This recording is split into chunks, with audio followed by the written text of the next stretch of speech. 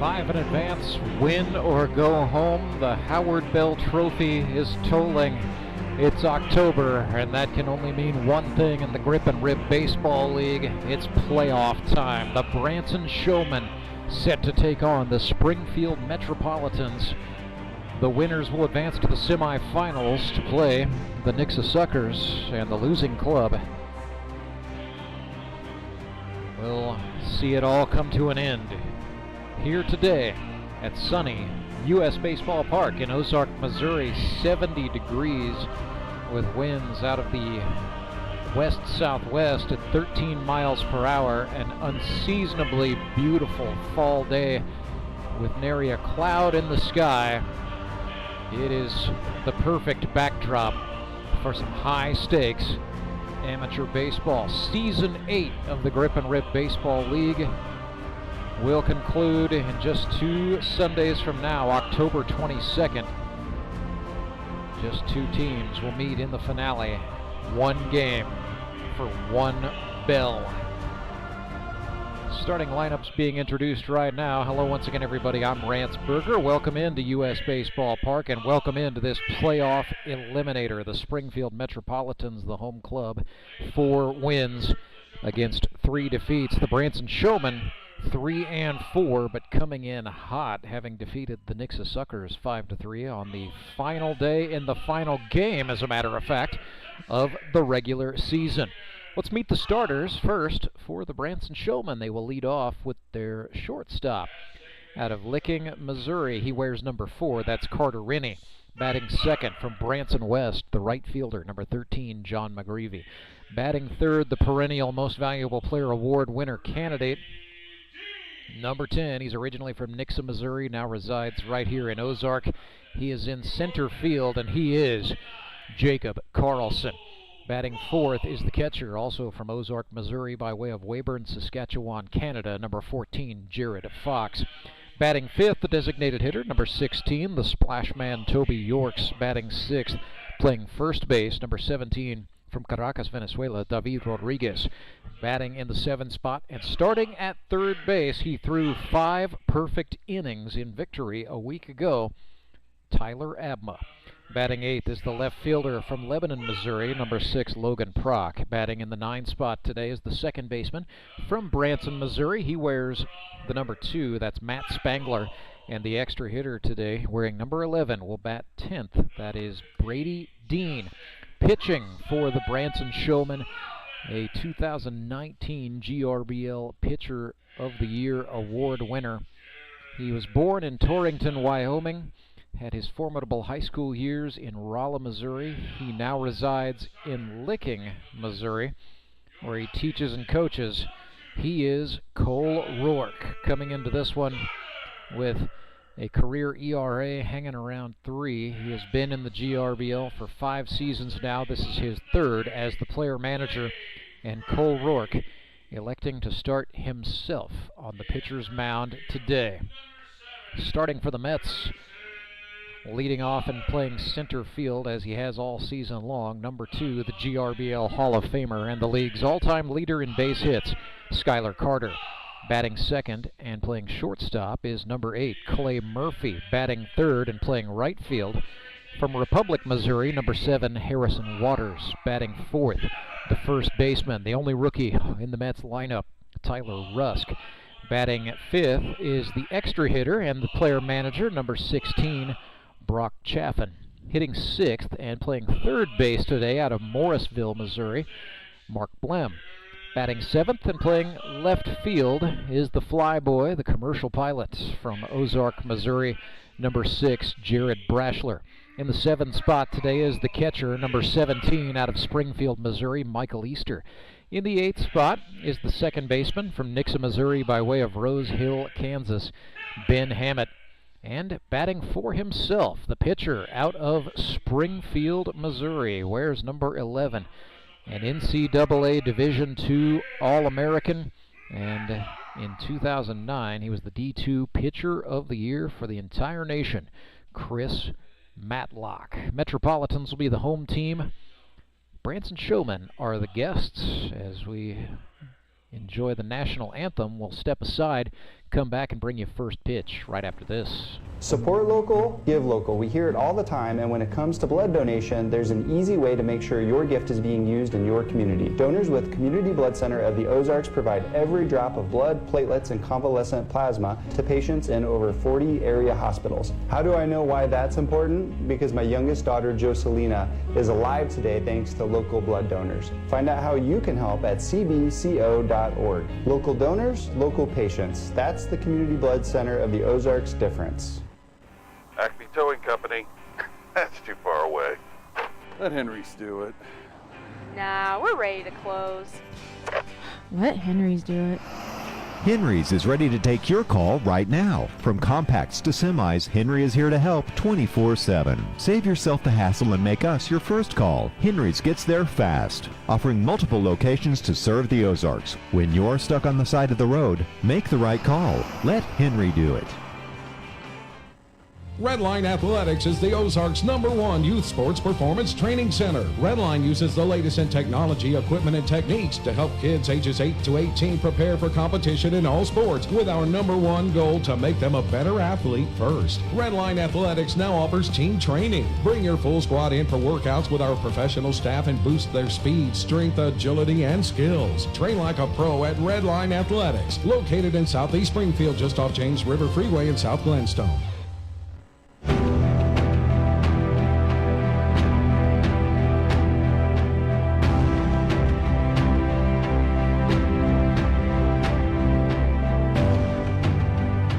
Right-hander Chris Matlock, the side-arming slider specialist, is on the bump for the Springfield Metropolitans. They look to advance to the GRBL playoff semifinals. It was the Mets who won the Howard Bell Trophy in 2022, although every year the makeups of Grip and Rip Baseball League rosters change dramatically through the draft process. But the Mets did bring back many core pieces from that 2022 championship club, including their franchise player Harrison Waters, who gets the start in right field today, and their shortstop turned closer Clay Murphy. We will likely see some of his heroics later on in this ball game as he matches up with Branson's ace in the hole, Tyler Abma. That is going to be a heavyweight championship fight. That may just be the best pitching matchup we've seen all season long, although the battle between these two starters, Chris Matlock and Cole Rourke, nothing to sneeze at either. Carter Rennie steps in the right-handed batter's box for the Branson Showmen. And we will get underway in this GRBL playoff eliminator. The winner goes to the semifinals. The loser goes home. Carter Rennie looks at a called strike, and we're underway at 3:19.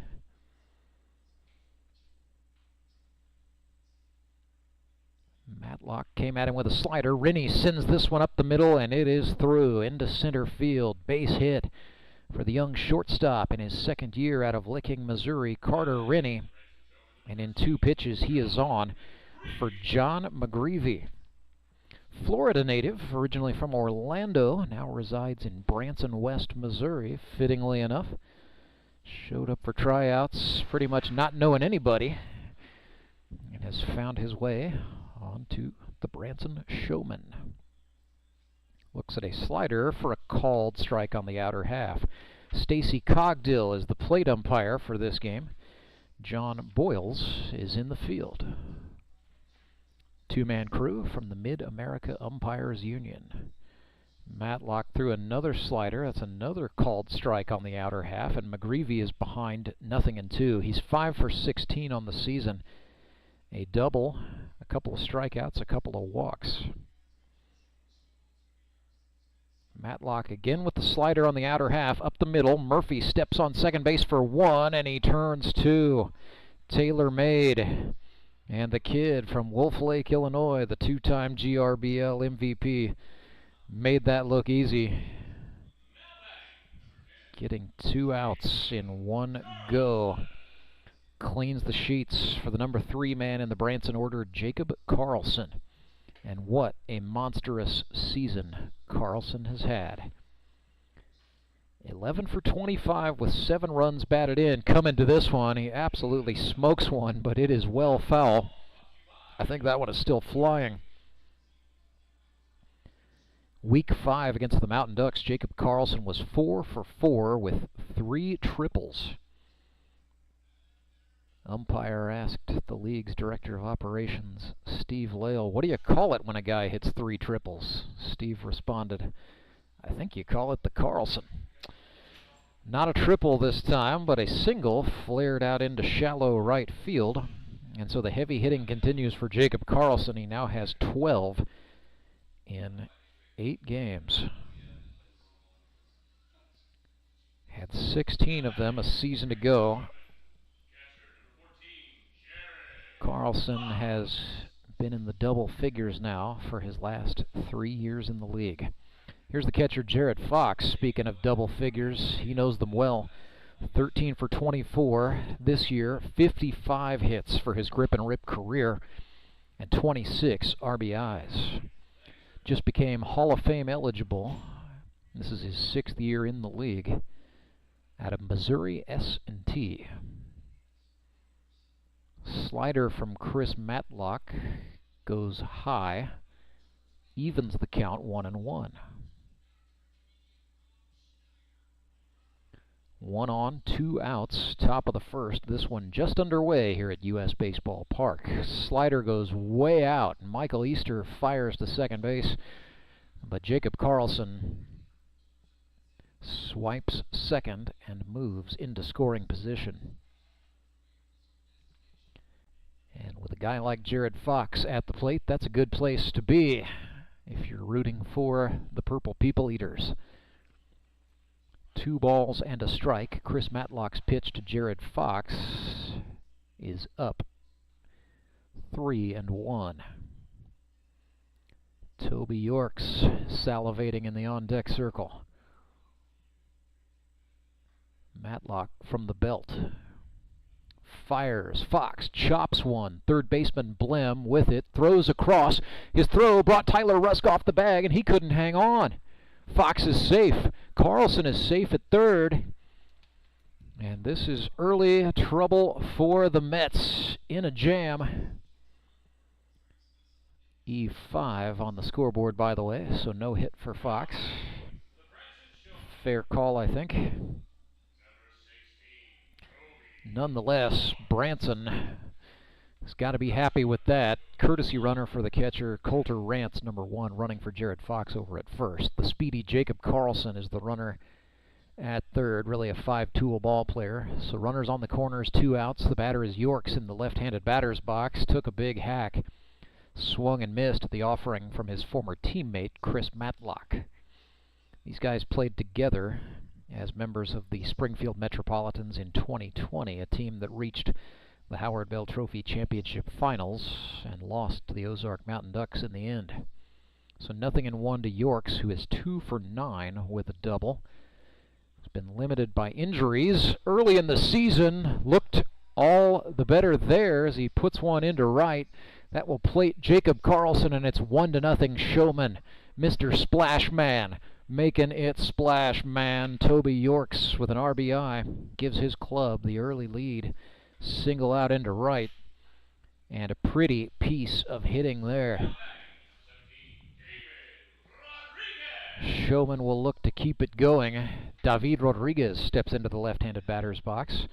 Chops one. It's hopping to the shortstop. Murphy cannot come up with it. Rodriguez is safe. Coulter Rance is safe at third. Yorks is safe at second. The bases are chucked. Another error charged to the Mets. And I thought we might get, not just for show, maybe the Mets would try to argue about Coulter Rance's run in front of the shortstop Murphy, but all's fair. So E6, bases juiced, 2 outs. Tyler Abma is the batter. He is 5 for 21 on the season. A slow curve hit to the third baseman Blem. He's going to scramble for the bag, and he wins the foot race against Branson's Toby Yorks to get the 3rd out. and get the Mets out of the inning, but not before the Showman strike. Toby Yorks with an RBI single into right field plates Jacob Carlson. It is 1-0 Branson. We go to the bottom of the first. Cole Rourke, one of the all-time greats, takes the mound when we come back. You know the meaning of dedication. The early mornings and the late nights spent pursuing your dream. The commitment and passion to turn those dreams into reality. That spirit of dedication is why Central Bank is always there, working behind the scenes, helping you navigate those twists and turns in your journey with solutions that are tailored to meet your business needs. Central Bank. We do business better.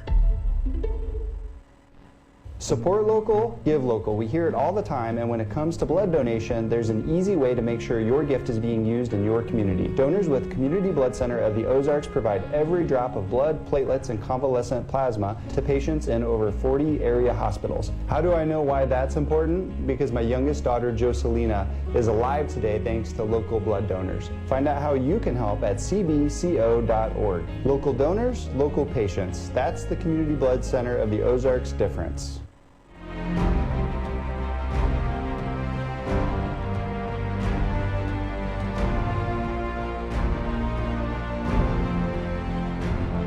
The right-hander from Rolla, Missouri, by way of Torrington, Wyoming, Cole Rourke, taking his warm-up throws for the Branson Showmen, tasked with protecting an early 1-0 advantage. Cole Rourke has managed the Branson Showmen since the 2021 season. He has played in the Grip and Rip Baseball League since 2019. So far this season, it's been rough as Rourke has struggled with some arm soreness and general discomfort. 17 1/3 innings pitched, 13 earned runs on 30 hits, 3 walks, so the command's been good. 14 strikeouts and 1 hit batsman. It's a 6.88 ERA for Cole Rourke. But as Cole typically does, he rises to the occasion when it matters most. In his last outing against the Nixa Suckers, he was very effective. 3 innings pitched in a start. He allowed 1 earned run on 5 hits, struck out 3, and walked 1. Skylar Carter, the league's all-time leader in base hits, steps up here, hits that one hot to the first baseman, David Rodriguez, who makes the grab. And the always present David Rodriguez cheering section comes alive as D-Rod hauled that in, called off the help, and got the unassisted put out himself. So 1 down. Here's the Metropolitans shortstop, Clay Murphy. This is the closest thing we've seen to a big move out of Mets manager Brock Chaffin. He has swapped Clay Murphy with Jared Brashler in the batting order today. So moving Murphy up into the 2 spot. Murph 8 for 24. Puts this one in the air, center field. Over to get that is Carlson. He makes the catch, 2 down. Well, and here comes one of the Mets who has absolutely been mashing in 2023. 11 for 27 with 10 runs batted in is Harrison Waters. He has gone yard. 1 home run, 1 triple, 4 doubles. He has struck out just twice and walked once. So more often than not, Harrison Waters is putting the baseball into play. Looked at a strike on a breaking ball from Cole Rourke to fall behind 0-1. 1-0 Showman in the bottom of the first. Harrison Waters bats for the Mets with 2 down, nobody on. Counts now 1-1. Harrison Waters out of Drury University. Rourke going back to some soft stuff as he looks like he's barely extending any effort with that breaking ball dipping into the zone against the lefty Waters. Rourke ahead 1-2. That was a fastball. Waters goes the other way, fights it off. A great diving stop by Carter Rennie way back in the hole. He kept that out of the outfield, but that's absolutely a base hit for Harrison Waters. Rennie's effort was tremendous, but really had no chance to hop up and make a throw. So Harrison Waters gets the first hit of the day for the Mets, and he's on for Tyler Rusk, the rookie who went to high school at Cole Camp. Got a hold of that one. That is way back. And that is gone. Goodbye, baseball. Tyler Rusk, the first home run of his Grip and Rip Baseball League career, is the 10th hit, and the Mets lead 2-1. What a story for the rookie Tyler Rusk. He's been out of baseball completely since 2015. 8 years later, he's back in a uniform and on a field again, and he just hit a playoff home run for the Springfield Metropolitans. 2-1 for the Mets, and Brock Chaffin looks at ball one outside. Mets manager bats left-handed. Ball got out of here so fast. Unbelievable power in the hands of Tyler Rusk. Just line drive almost. Got a hold of that cell tower that's out in left field, I believe, on the come down. 3-0. Cole Rourke throws a strike to Brock Chaffin. Chaffin and Rourke with a long history. These guys are friends away from baseball. But Chaffin was the victim of the 100th strikeout of Cole Rourke's GRBL career. That's a moment I promise you both of those guys remember all too well. 3-2. Here's the payoff. Chaffin chops one right side. Rodriguez dove. Spangler, the second baseman, has got it, but the throw will not be in time. Rourke couldn't cover Brock Chaffin fast enough to reach safely. So another infield hit for the Mets. How about that? A two-run homer sandwiched in between a couple of infield singles. Interesting production to say the least, but the Mets getting production, leading 2-1. Chaffin is on for Mark Blim, who's hitting .250 here in 2023. Blim pops one. This is into left center. Logan Prock able to make the grab on the run as he called off his teammate Jacob Carlson and made the catch. So the Showmen get out of what was an incredibly exciting first inning with the big story. Tyler Rusk, a two-run homer, gives the Springfield Mets a 2-1 advantage. We will go to the second. Don't go anywhere. We've got ourselves a barn burner. You know the meaning of dedication. The early mornings and the late nights spent pursuing your dream. The commitment and passion to turn those dreams into reality. That spirit of dedication is why Central Bank is always there, working behind the scenes, helping you navigate those twists and turns in your journey with solutions that are tailored to meet your business needs. Central Bank. We do business better. When Gary and Sandra Henry started Henry's Towing nearly 5 decades ago, customers knew that Henry would be the guy coming to help. People would call and ask to let Henry do it. And as Springfield has grown, our family has grown as well, so there's always someone around to come help you out. Everyone at Henry's is a member of the family, fully trained and as dependable as the original. With a family this size, help is always right around the corner. So if you find yourself in need of roadside assistance, remember to call the name you've grown to know and trust. Remember to let Henry do it! Do you ever wake up and feel like you're already out of energy? I haven't felt that way since I started doing yoga. You do yoga? Every morning. Best change I've ever made. Try our community classes for only $8. Sumit's Hot Yoga. You are going to feel awesome!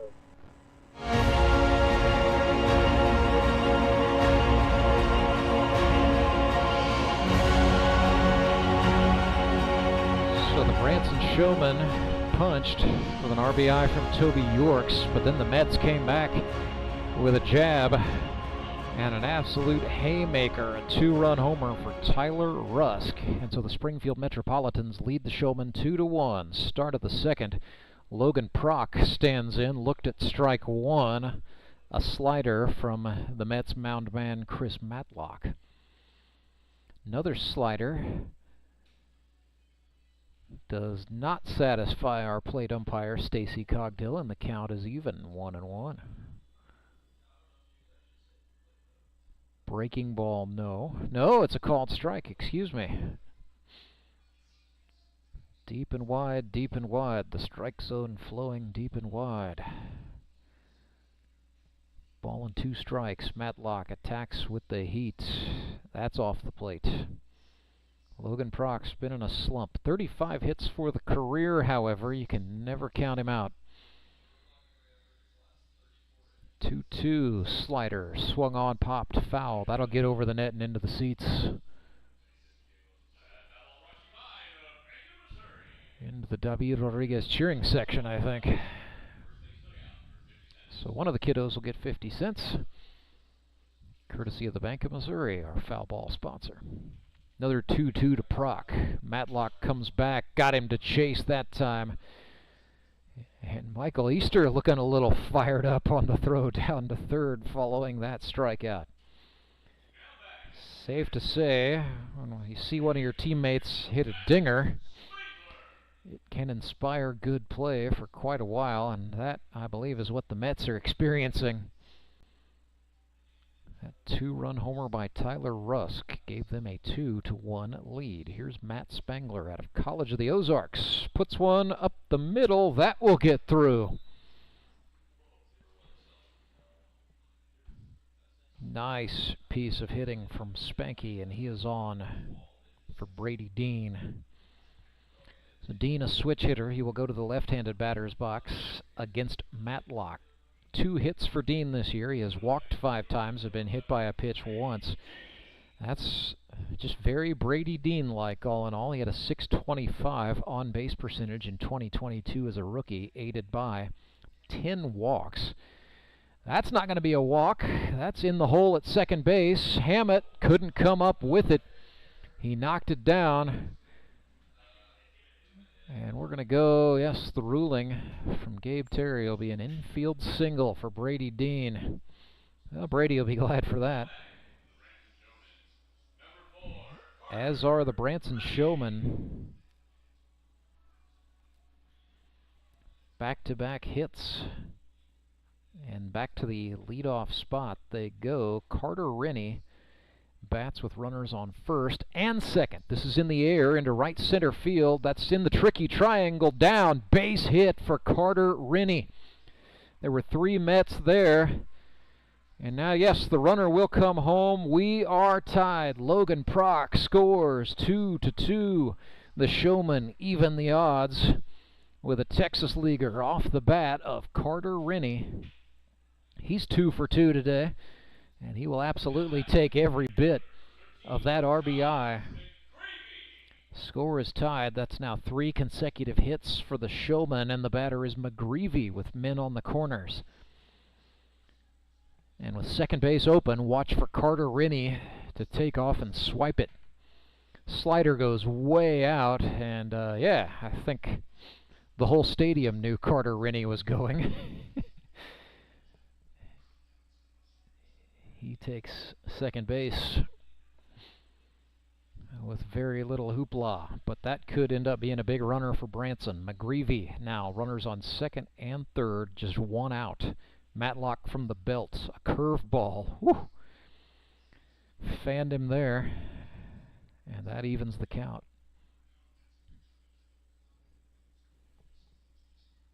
McGreevy grounded out to the shortstop his first time up. Grounded into a double play, as a matter of fact. Fastball swung on and fouled off.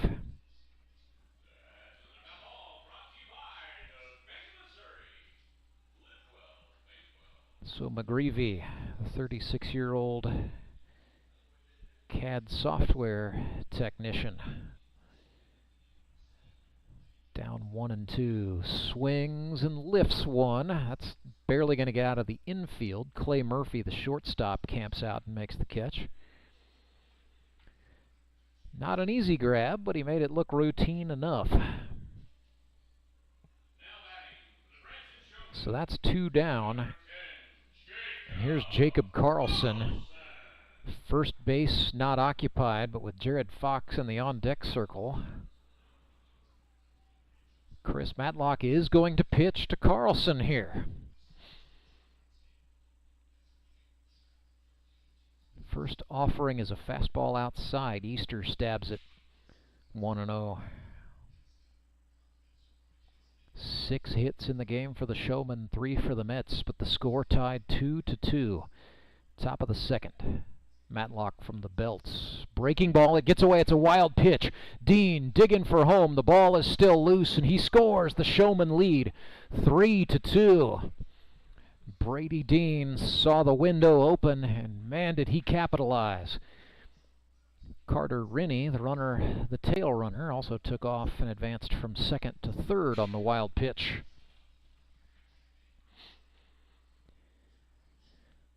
Ball went off, hit the concrete part of the backstop, and caromed unfavorably for the Mets. 2-0 pitch. Whew, Carlson took a tremendous hack.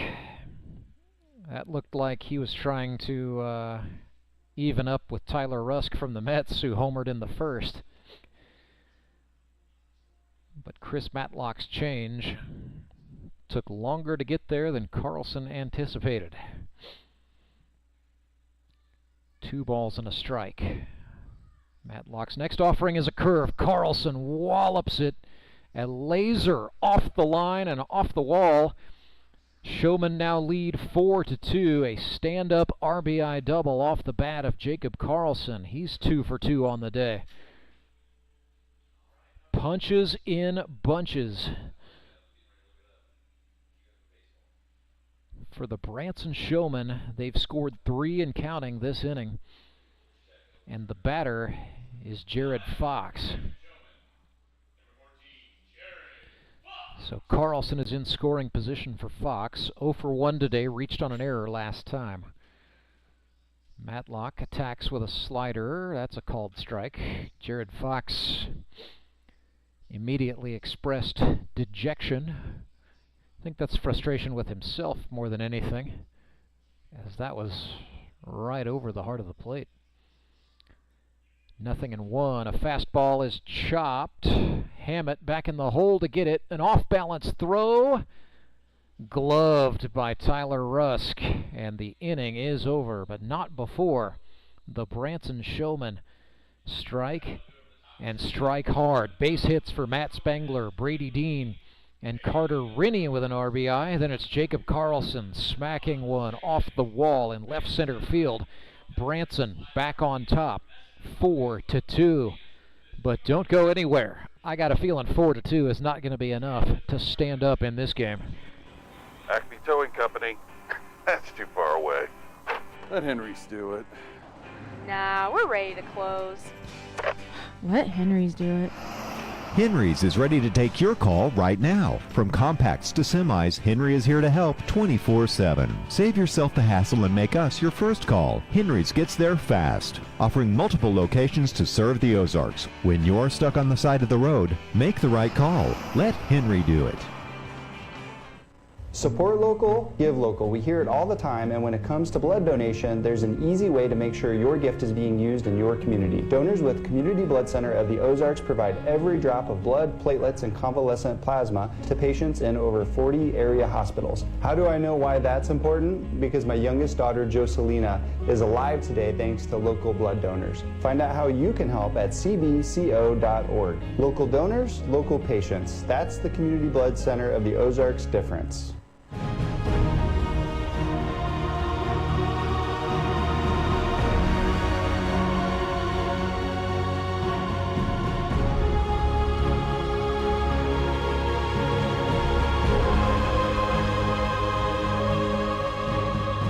One semifinal matchup is set.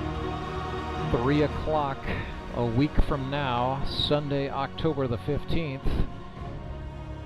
The Republic Locos, who emerged victorious over the Ozark Mountain Ducks today 10-3, will take on the GRBL North Division title holders, the Moon City Mavericks.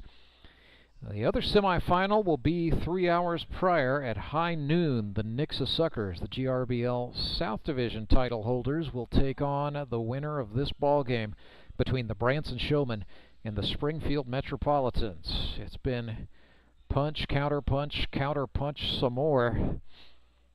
Mets and Showmen doing the baseball equivalent of putting the fight in the phone booth thus far this afternoon. 4-2. Current advantage for Branson, putting up 3 runs in the second inning.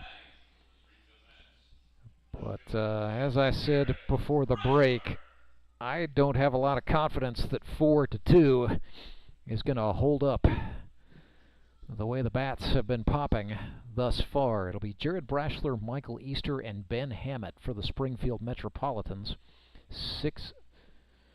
Check that, the 7, 8, and 9 hitters.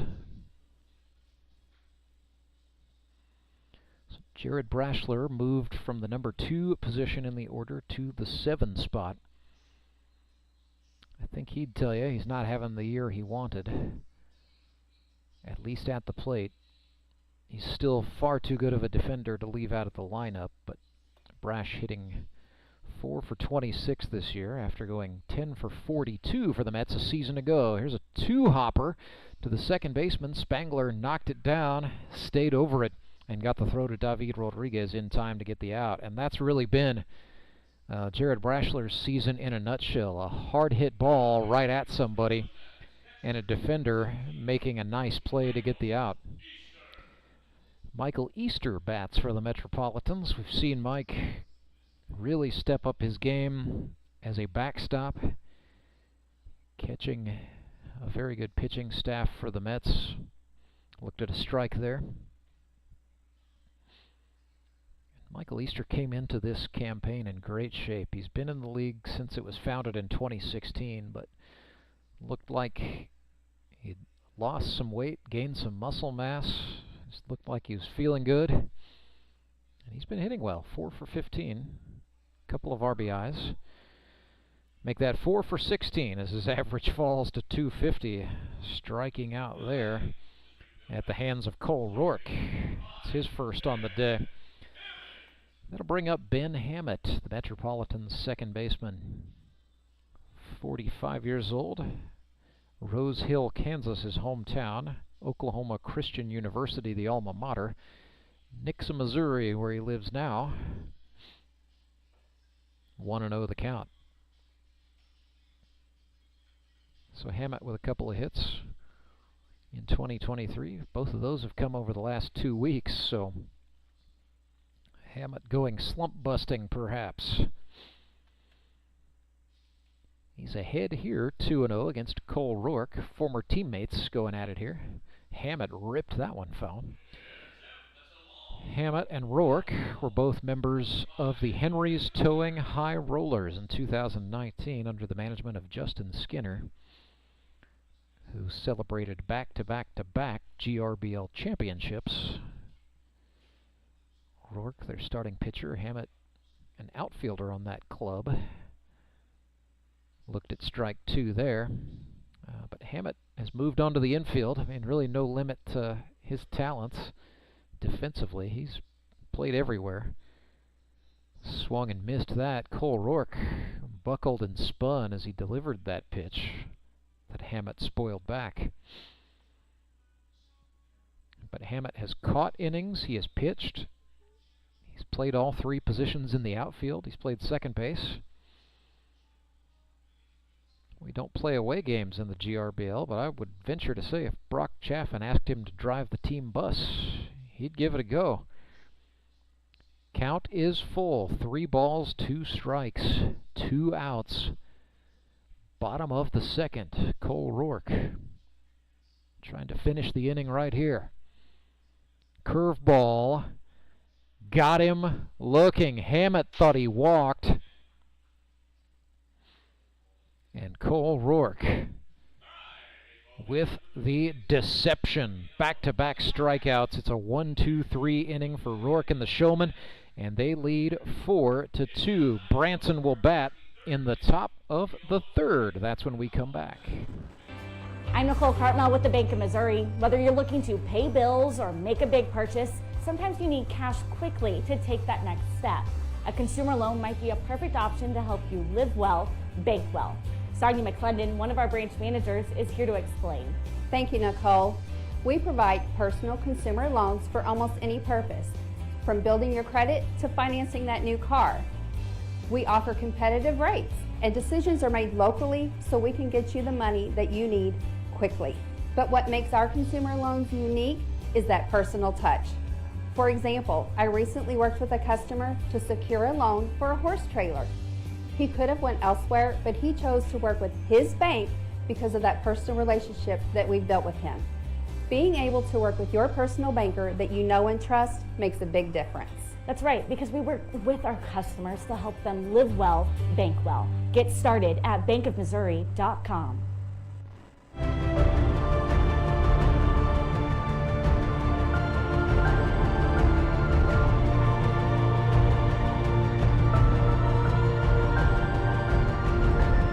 Two-run ball game in the Grip and Rip Baseball League Playoff Eliminators. Springfield Mets trail the Branson Showmen 4-2. One team will go on to tangle with the Nixa Suckers at high noon a week from today. The club on the short end will see its 2023 season come to a halt. Toby York's due up for Branson. He's the designated hitter. It'll be David Rodriguez and Tyler Abma. After that, Logan Prock would take some swings if anyone manages to reach. But here's Yorks, who had a big RBI single in the first to give Branson an early lead. Looked at a called strike one. Toby York's now 3 for 10 for the season. Missed the first 4 games with a lower back injury. Pops this one up. It's into shallow left. Brashler, shading his eyes from the sun with his glove, makes the catch for the first out. As I said, Jared Brashler, far too good of a defender to leave out of your lineup. He's been a center fielder for his entire career, but with a Mets team loaded with talent in the outfield, Skylar Carter and Harrison Waters, Brashler shifted over to left. David Rodriguez bats with nobody on and 1 out. Looked at a called strike one, a slider. David from Ozark, Missouri, originally Caracas, Venezuela. Speaks Portuguese, Spanish, and English. Swing and a pop back. That will, well, was on the middle concourse for a moment before it caromed and ended up the top row of seats on the low side, and now it's a little bit of an Easter egg hunt for some kids looking for that 50-cent foul ball. 0-2 for David Rodriguez. He's looking for a pitch over the plate from Chris Matlock. Came at him with a fastball, and Rodriguez ripped it. Foul, first base side. Josh Reno over there coaching first for Branson. Showed off a pretty quick dance move.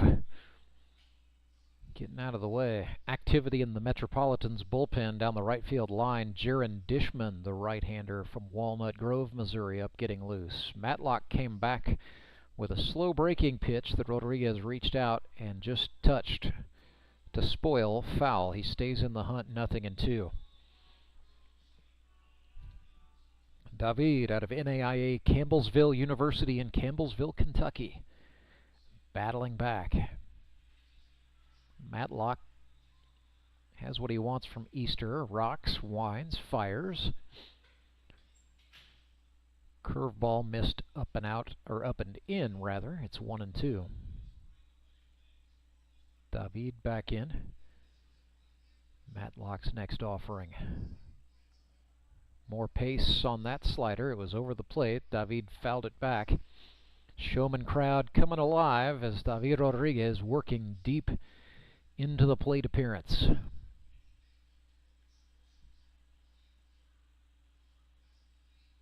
Matlock trying to put him away. That's outside, 2-2. This looked like that pitch exited Chris Matlock's hand a split second early. There was just not enough spin for that ball to break over the plate. 2 balls, 2 strikes. 1 out and nobody on. Matlock's pitch to Rodriguez. That is just outside, and the count is full. David Rodriguez is a gamer.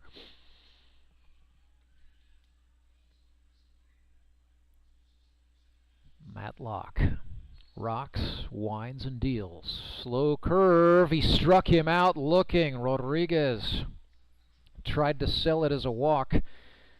Not so, says the ump, Stacy Cogdill. Chris Matlock gets the strikeout.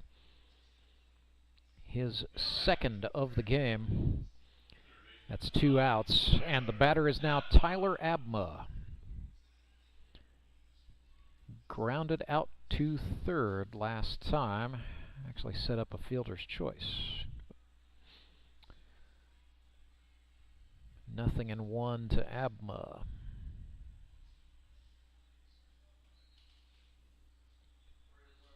Closed right-handed stance to the native of Miller, Missouri.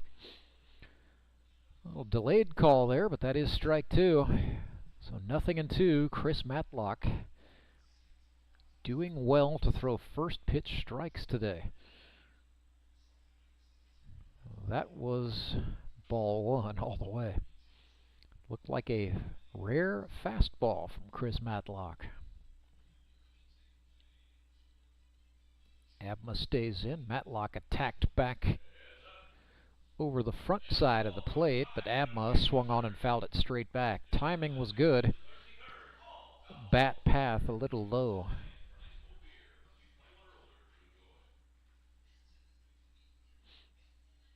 So Abma will get a 1-2. Again, the inner part of the plate. This time it's going to stay on the surface. Back behind the dish, and the catcher Michael Easter is there to make the outs. So 3 up and 3 down. Chris Matlock had to battle, but ultimately he keeps the margin at 2 runs. 4-2, the advantage for the Branson Showmen. Matlock himself will come to bat on the other side of this break. Redline Athletics is the Ozark's #1 youth sports performance training center. Redline uses the latest in technology, equipment, and techniques to help kids ages 8 to 18 prepare for competition in all sports, with our #1 goal to make them a better athlete first. Redline Athletics now offers team training. Bring your full squad in for workouts with our professional staff and boost their speed, strength, agility, and skills. Train like a pro at Redline Athletics, located in Southeast Springfield, just off James River Freeway in South Glenstone. You know the meaning of dedication.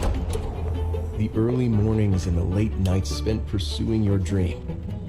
The commitment and passion to turn those dreams into reality.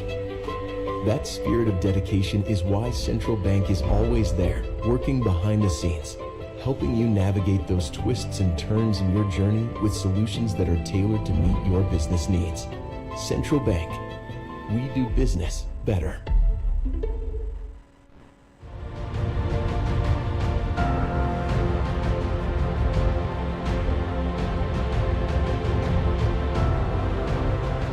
Right-hander Cole Rourke back to the hill for the Branson Showman. He's going to try to protect this lead for the bottom of the 3rd, and then I suspect we could see some Henry's towing pitching changes from both of these teams, as the impending heavyweight pitching war between Tyler Abma and Clay Murphy is waiting. But pitching management strategy could most certainly come into play in this one, as Jaron Dishman continues to warm for the Mets in the right field bullpen. Batter is Chris Matlock. Up the middle it goes. Rennie, the shortstop, can't hang on, and Matlock's going to reach safely to start off the bottom of the 3rd for the Springfield Mets. That is being scored as an infield hit for Chris Matlock. I'm sure he'll take it. Had 7 hits a season ago, very legitimately hit .500 as a member of the Moon City Mavericks. Skylar Carter is 0 for 1 today. Courtesy runner for Matlock is Josh Wilbanks off of first. Rourke attacks Carter with a fastball in. So Skylar Carter, 7 for 18 for the campaign. 73 hits in his grip and rip career. He was the first player to reach 70. He is still the first player and only to reach 70 hits.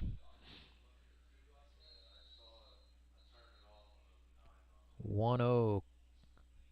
Slow curve and a slow strike call. Makes it 1-1. Rourke trying to take the air out of The red-hot Mets center fielder came back with the Vulcan change outside. Ball 2. 4 hits for the Metropolitans, 7 for the Showmen. 4-2 the score. Branson momentarily out in front, trying to protect the lead. It is now 3-1 to Carter. Rourke puts him on. That moves Wilbanks into scoring position. He most certainly would have the wheels to go second to home on just about any base hit to the outfield. Rourke came back with a fastball, swing and a miss, and the count is full.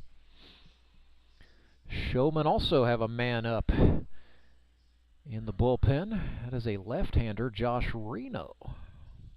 Payoff pitch to Carter, swung on and driven down the right field line, just foul. So yeah, a lefty, Reno, throwing warm-up tosses in the left field pen for the Branson Showmen. And that is interesting. He has not recorded an inning pitched in the regular season, and he's a rookie. Another payoff. Carter sat back on the breaking pitch, swung on and fouled it off. He was late getting there, but he got a piece, and he stays in the hunt. Now Carter will step out. Now back in he goes. Nobody out. 1 on. Payoff pitch. Rourke with a fastball struck him out looking. Cole Rourke shaking out his arms, and looks like he's shaking his glove hand. I'm not sure what that's about. But Rourke obviously felt like something wasn't right there. Nonetheless, he just got a monumental strikeout of Skylar Carter. He's going to stay in there, and we've known this all season long. Cole Rourke pitching through discomfort and being a little bit secretive as to just how uncomfortable he is out there, but certainly playing through pain. First pitch he throws to Clay Murphy as a changeup outside, 1-0.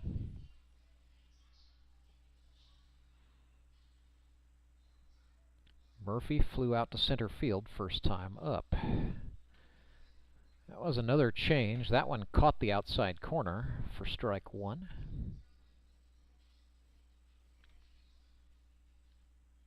Murph with 8 hits in 8 games. Make that 9 hits in 8 games. That is hit out into right and then booted. That'll set up first and third. Murphy's not going to be able to advance, but that did create the split second Josh Wilbanks needed to go from second to third. So Clay Murphy gets his first hit of the day. And the Mets have first and third. The batter is Harrison Waters, who is 1 for 1 on the day. Now 12 for 28.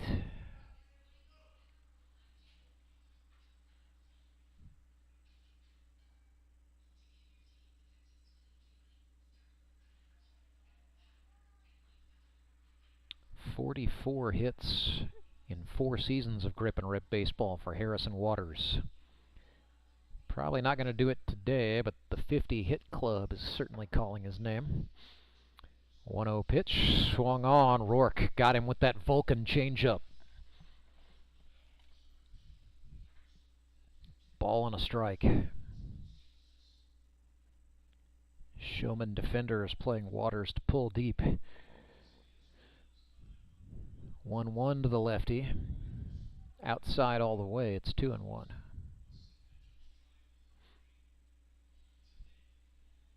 Mets fans sort of living and dying with every pitch here. Their team down 4-2 in the third in an exciting back and forth affair. Rourke tried a curve, not enough sink to it to find the zone. Count is now 3-1.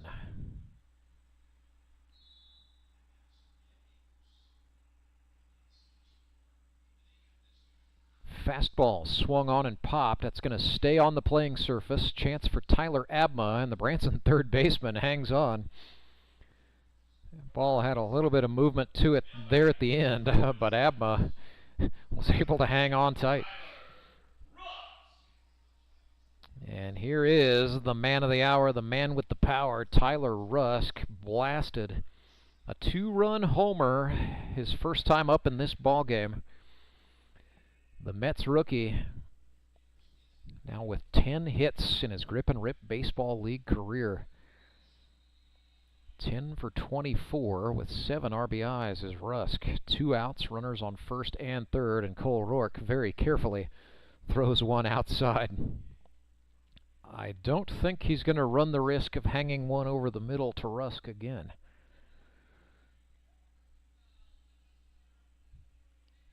One ball. Rourke from the belt. Breaking pitch. No, it's off the plate. Tyler Rusk, 6'7". Cole Rourke, not a short man either, goes about 6'6". Here's the 2-2. Another breaking ball. That is down to the tall Tyler Rusk. 3-0, and the Mets, all of them green-lit to swing at 3-0 pitches. Rusk does.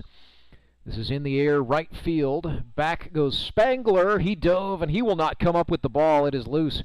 Wilbanks scores. It's 4-3. Here comes Murphy. Play at the plate. He is safe, and we are tied 4-4. Tyler Rusk turned on the Jets and went all the way round to third. It's a Texas leaguer. They're scoring that as a hit, by the way. And I think that's pretty fair. So 2 RBIs for Tyler Rusk. He now has 4 of them in the game, and the Mets have tied it 4-4 with 2 outs in the third. Brock Chaffin stands in with a go-ahead run just 90 feet from home plate. We knew this would be a back and forth, and we are getting it. The Mets answer back. Rourke starts Chaffin off with a slow breaking ball down. That's ball 1. Brock Chaffin, 6'4", 285-pounder. Plenty of power in his swing. Doesn't tend to get a lot of fat fastballs. It's 1-1 here.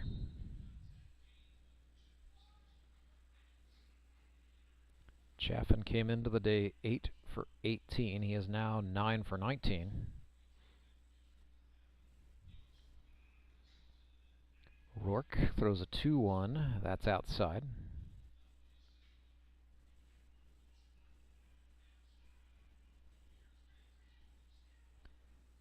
Chaffin now 32 of 133. Swings and launches this one skyward and foul. But Brock, for his career, came into today's game with 30 walks in his Grip and Rip career, so nearly as many walks as hits. Career on-base percentage at .395. It's probably ticked up a point or two since I ran his career stats, so hanging right around 500, but the OBP about 170 points higher than his lifetime batting average. Full count, payoff pitch, got him looking. Chaffin in disbelief. He says, "Where was that?" On the inner half for strike 3 is where it was. Down he goes. The rally is over for the Mets. Cole Rourke with 4 strikeouts, but he gave up 2 runs. 4-4. We are all knotted up going into the 4th. If you and I knew plumbing, you and I would never need to call United Plumbing, UNITED. But you and I can't fix a pipe or a faucet filled with lime, so we always call United, and they're there right on time. You and I once tried it, then decided to call United, treating you and I the way you and I would want to be. So call United Plumbing, UNITED. United. Towing Company. That's too far away. Let Henry's do it. Nah, we're ready to close.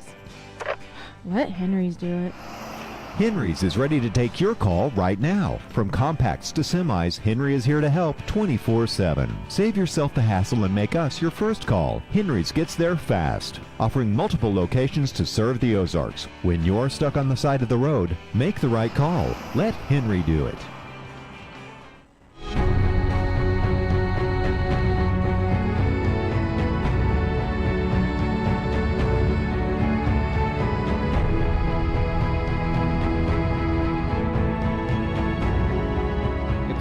Towing pitching change for the Springfield Metropolitans, tied 4-4, top of the fourth, and they are going to the bullpen. One of the most courageous stories we've got going in the Grip and Rip Baseball League.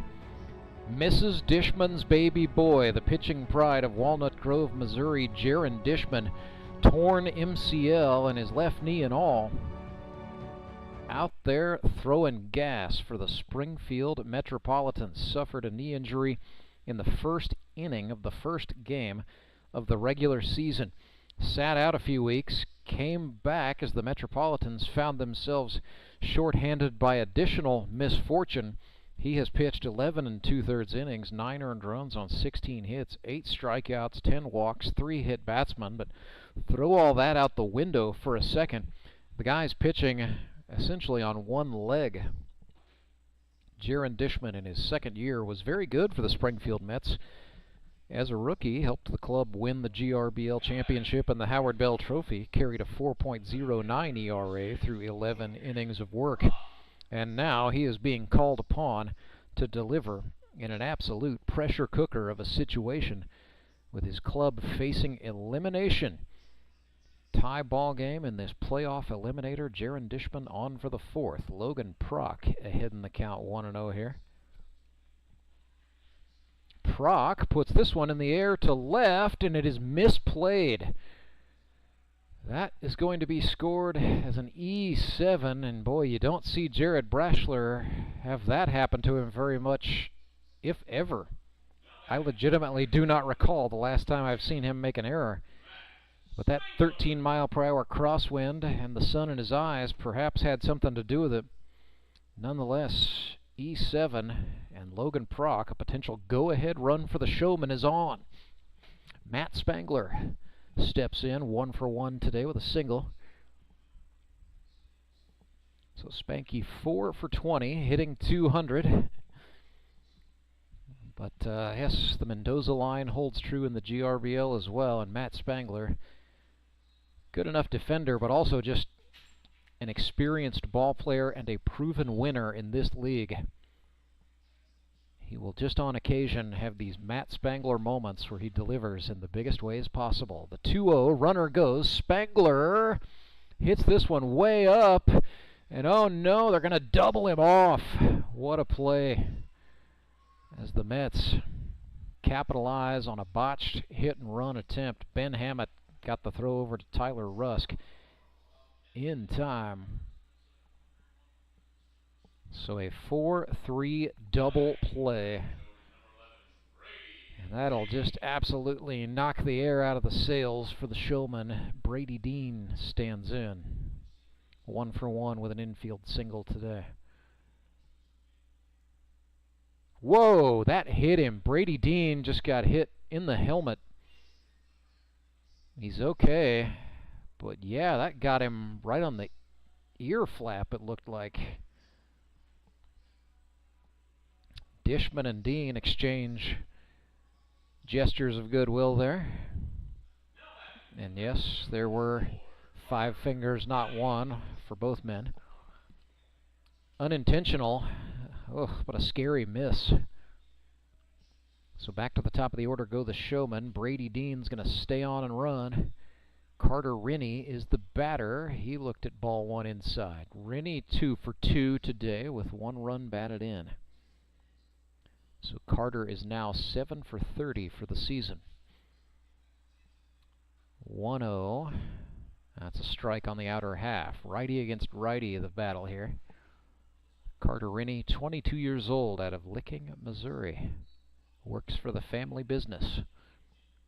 Dishman, again, with that classical over-the-top fastball. Pumped it in there for a strike. So he's ahead of Rennie, 1-2 with 2 outs.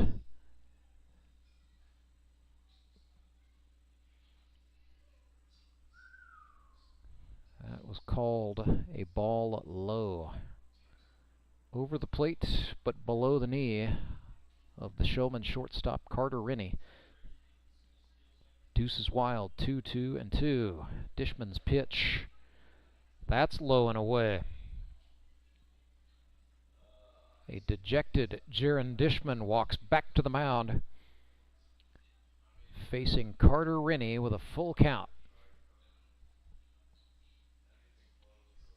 3 balls, 2 strikes, 2 outs. Runner on. Payoff pitch. Rennie chops this one. Charging in is the shortstop Murphy. His throw on the run in time. A 3-up, 3-down inning for, well, check that. 4-up, 3-down inning. Forgot about the hit batsman there, but nonetheless, Jaron Dishman gets out of the inning, keeping the score tied. 4-4. Metropolitans come to scratch in the bottom of the 4th right after this. I need a change. My workouts are too boring. Oh, I've got an amazing workout for you. Hot yoga. I've lost weight and I'm more flexible. Try our community classes for only $8. Sumit's hot yoga. You are going to feel awesome. I'm Nicole Cartmel with the Bank of Missouri. Whether you're looking to pay bills or make a big purchase, sometimes you need cash quickly to take that next step. A consumer loan might be a perfect option to help you live well, bank well. Sonia McClendon, one of our branch managers, is here to explain. Thank you, Nicole. We provide personal consumer loans for almost any purpose, from building your credit to financing that new car. We offer competitive rates, and decisions are made locally so we can get you the money that you need quickly. But what makes our consumer loans unique is that personal touch. For example, I recently worked with a customer to secure a loan for a horse trailer. He could have went elsewhere, but he chose to work with his bank because of that personal relationship that we've built with him. Being able to work with your personal banker that you know and trust makes a big difference. That's right, because we work with our customers to help them live well, bank well. Get started at bankofmissouri.com.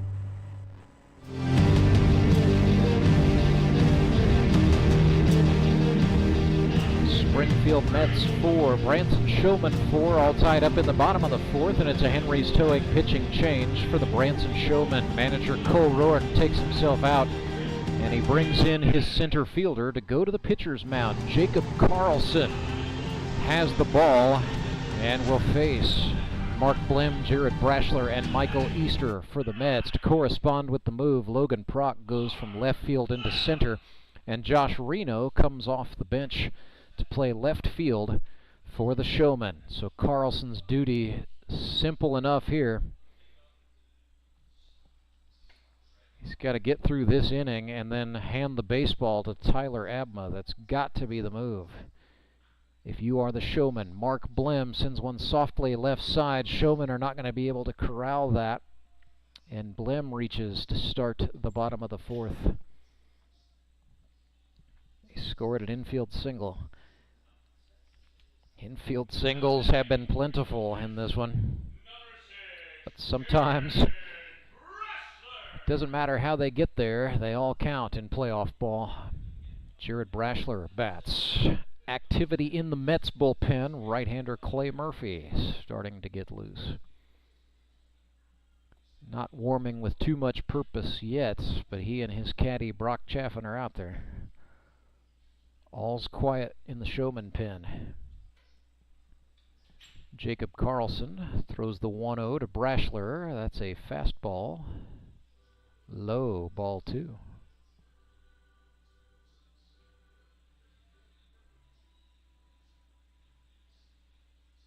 Carlson from the chest. That was over the plate. Brashler chops it to third. Abma throws to second for 1. Spangler threw a jump hook. Oh, and they call a foul ball. Okay. was a heck of a play by Tyler Abma and a nice effort from Spangler. I don't think they would have turned two had that play progressed, but it's a moot point. 2-1 count to Jared Brashler after that foul ball. Another heater from Carlson is a called strike. 2-2 to Brashler. Nobody out, one on. Fastball swung on and driven into left. And the lead runner, Mark Blim, will stop at second base, but that's back-to-back hits for the Mets in a tie ball game. They move a man into scoring position. Nobody out. Jacob Carlson throws hard, but he has been hit here in 2023. 6 1/3, 5 earned runs on 10 hits. He has struck out 6 and walked 3. Showman, I think, if this doesn't pan out, probably either go to Reno or go to another position player to try to pitch, but they don't want to put Tyler Abma onto the pitcher's mound until at least inning number 5. Michael Easter bats here with 2 on. Carlson tried to gas him inside. Instead, that's down for ball 2. So Jacob Carlson in a sticky spot, trying to dial in his command. Kicks and deals, that's outside off the plate.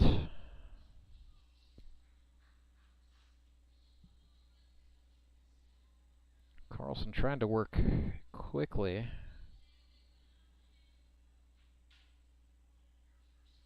That's a 2-seamer for a strike. So the count's 3-1.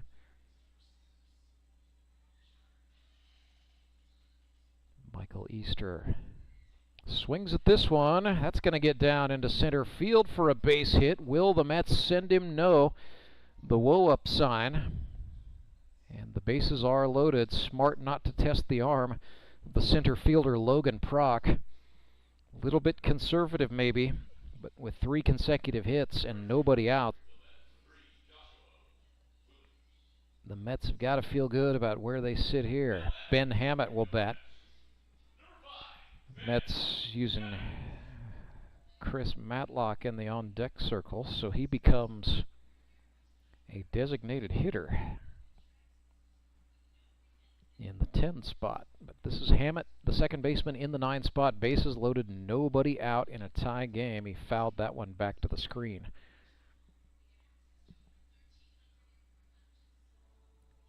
So Showman in an absolute jam. Jacob Carlson in a hole here. 0-1 pitch to Hammett is a curveball. That's up the middle for a hit.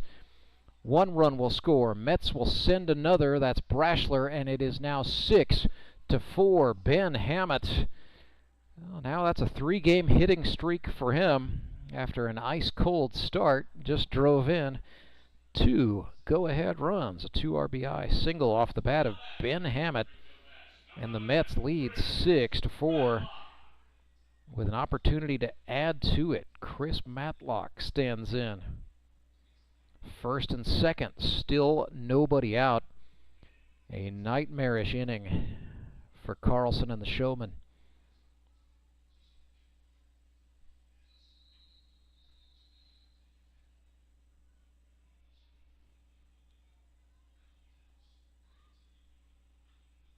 Matlock goes the other way. This is in the air to right. McGreevy makes the catch for the first out. Runners stay put.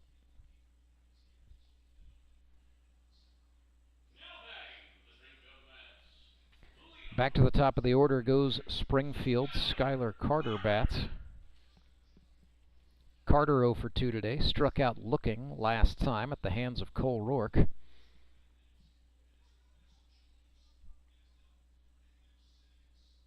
One out, runners on first and second. Slider runs in, it's swung on and chopped foul.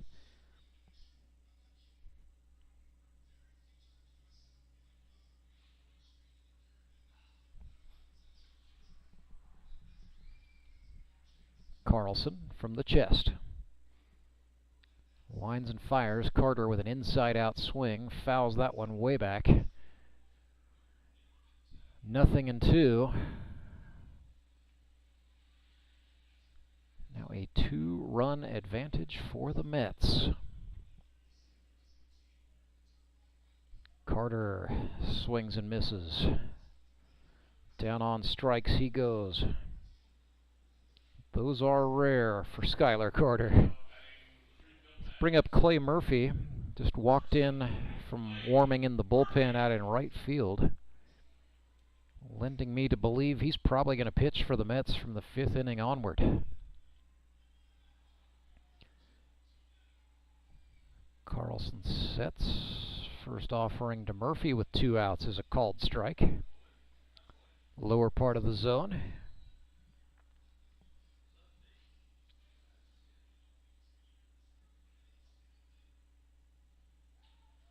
Oh, now back pick throw. They've got the runner Wilbanks caught and the tag applied. So the Showman will get out of the inning, catching Wilbanks stealing. Nonetheless, significant damage done as Ben Hammett gets the 4th consecutive hit for the Mets, a 2 RBI single, and so the Metropolitans are back in the lead, 6-4, headed into the 5th. We're back after this. Support local, give local. We hear it all the time, and when it comes to blood donation, there's an easy way to make sure your gift is being used in your community. Donors with Community Blood Center of the Ozarks provide every drop of blood, platelets, and convalescent plasma to patients in over 40 area hospitals. How do I know why that's important? Because my youngest daughter, Joselina, is alive today thanks to local blood donors. Find out how you can help at cbco.org. Local donors, local patients. That's the Community Blood Center of the Ozarks difference. Do you ever wake up and feel like you're already out of energy? I haven't felt that way since I started doing yoga. You do yoga every morning. Best change I've ever made. Try our community classes for only $8. Sumit's hot yoga. You are gonna feel awesome.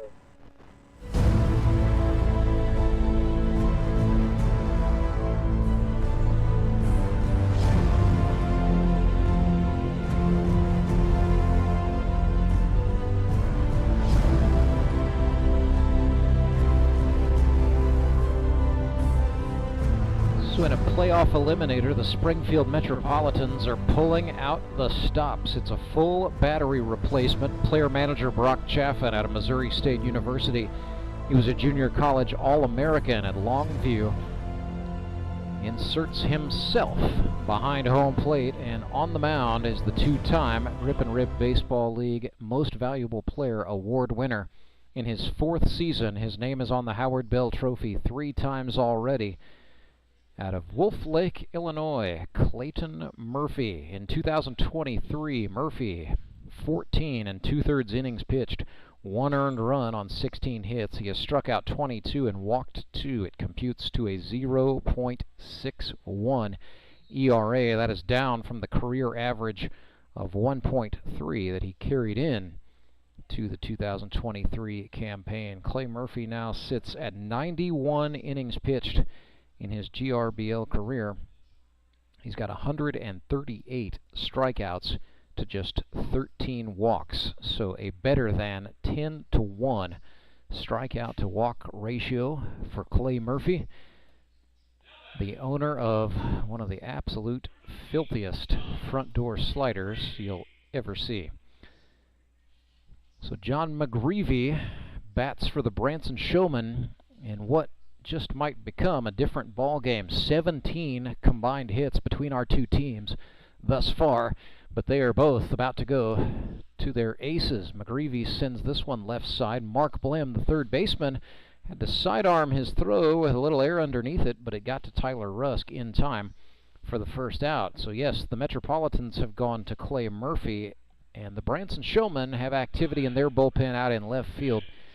Tyler Abma up and throwing, fresh off of a perfect 5-inning performance against the Nixa Suckers just 7 days ago. 15 up and 15 down. That's as the absolute most you can do in the Grip and Rip Baseball League because of the innings restrictions rule.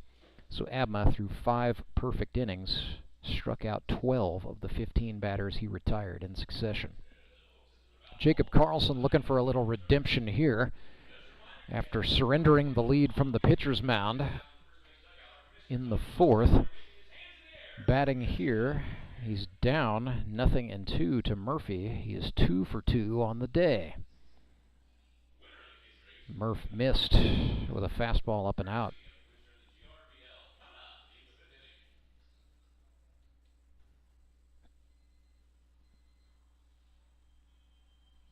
That was another two-seamer, it looked like. Had some run in toward the right-hander, but it was a little low for the liking of the man in charge, Stacy Cogdill, so we're at 2-2.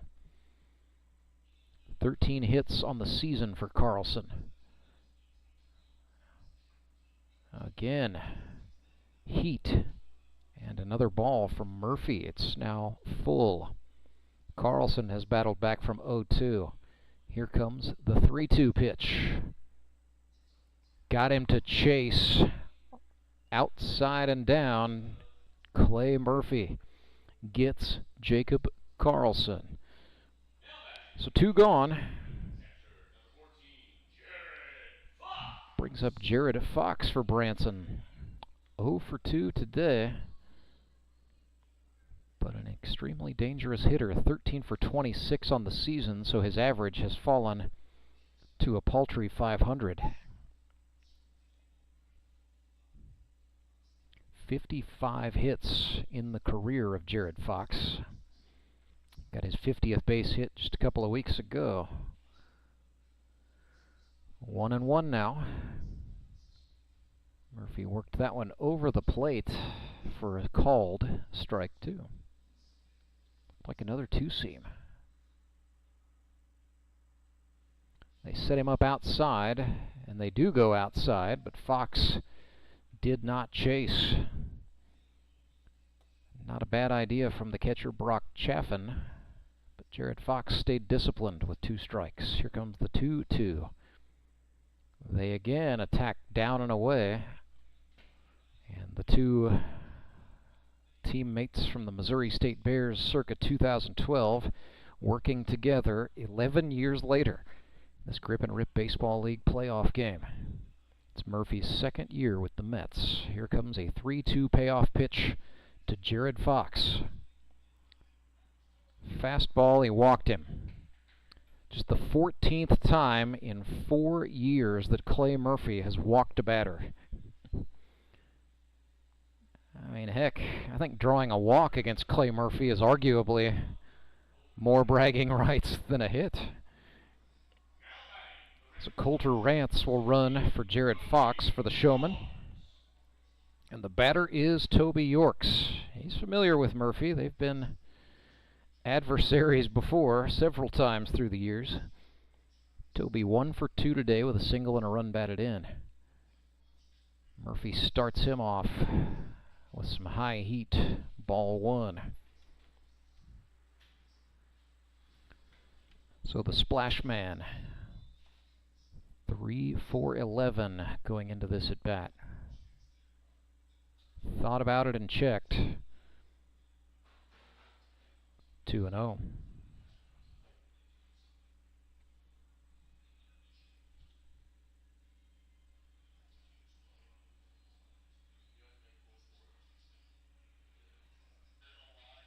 That was a two-seam fastball for a called strike on the outer half to Yorks, a switch hitter.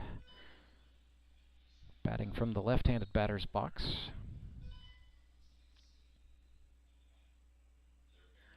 Looked at a slider for a strike there. 31 hits in Toby's career that began in 2020, the same year Clay Murphy broke into the league. They've had some good tussles through the years. Deuces for Yorks, 2-2-2. Yes, he did. Down on strikes goes Toby Yorks, and out of the inning go Clay Murphy and the Springfield Metropolitans. Murph faced 1 above the minimum. He fanned 2 in the top of the 5th. Metropolitans will come to bat, leading 6-4 on the other side of this quick timeout. Redline Athletics is the Ozark's #1 youth sports performance training center. Redline uses the latest in technology, equipment, and techniques to help kids ages 8 to 18 prepare for competition in all sports, with our #1 goal to make them a better athlete first. Redline Athletics now offers team training. Bring your full squad in for workouts with our professional staff and boost their speed, strength, agility, and skills. Train like a pro at Redline Athletics, located in Southeast Springfield, just off James River Freeway in South Glenstone. You know the meaning of dedication. The early mornings and the late nights spent pursuing your dream. The commitment and passion to turn those dreams into reality. That spirit of dedication is why Central Bank is always there, working behind the scenes, helping you navigate those twists and turns in your journey with solutions that are tailored to meet your business needs. Central Bank. We do business better.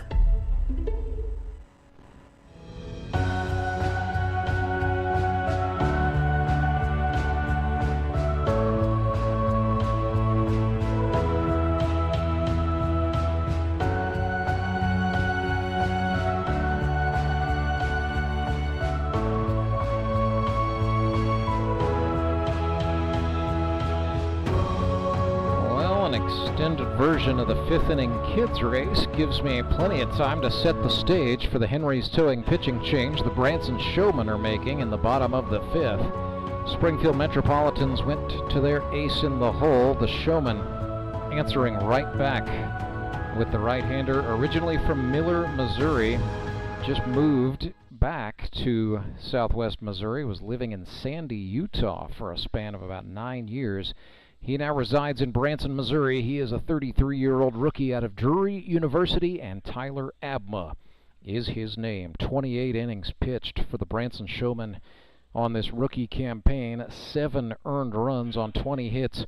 A league-high 44 strikeouts to go with just 5 walks. Tyler Abma carries a 2.25 earned run average going into this game, coming off of the equivalent of a perfect game in the Grip and Rip Baseball League against the Nixa Suckers, where he stood up and pitched 5 complete innings, the 5th through the 9th of what ended up being a 5-3 victory for the Showmen. So 5 innings, no earned runs, no hits, 12 strikeouts, no walks.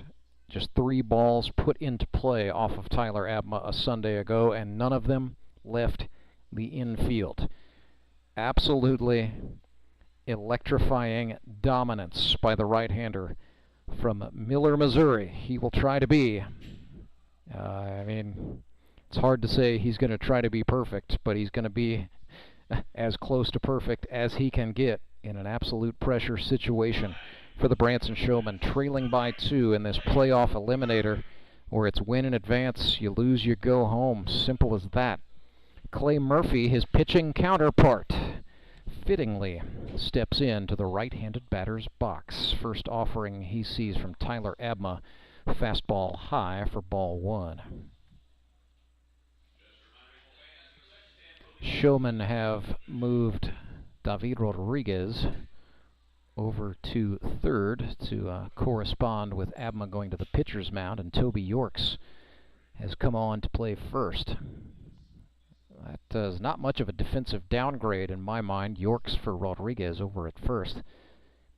Toby, a former catcher, can pick a lot of throws over there. Here's a 3-hopper to the shortstop, Rennie. He's got to hurry, but he got it there in time. They get Murphy by a step for the first out.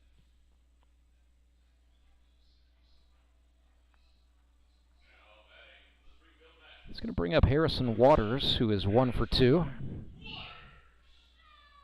He's trying to look back. Tyler Abma last faced the Springfield Metropolitans in the season opener for both teams. He pitched 5 innings that day, giving up 1 earned run on 5 hits and struck out 9. Didn't walk anybody that day. Rebounded the following week with a 5-inning no-hitter. So Tyler Abma has thrown 2 no-hitters in 2023.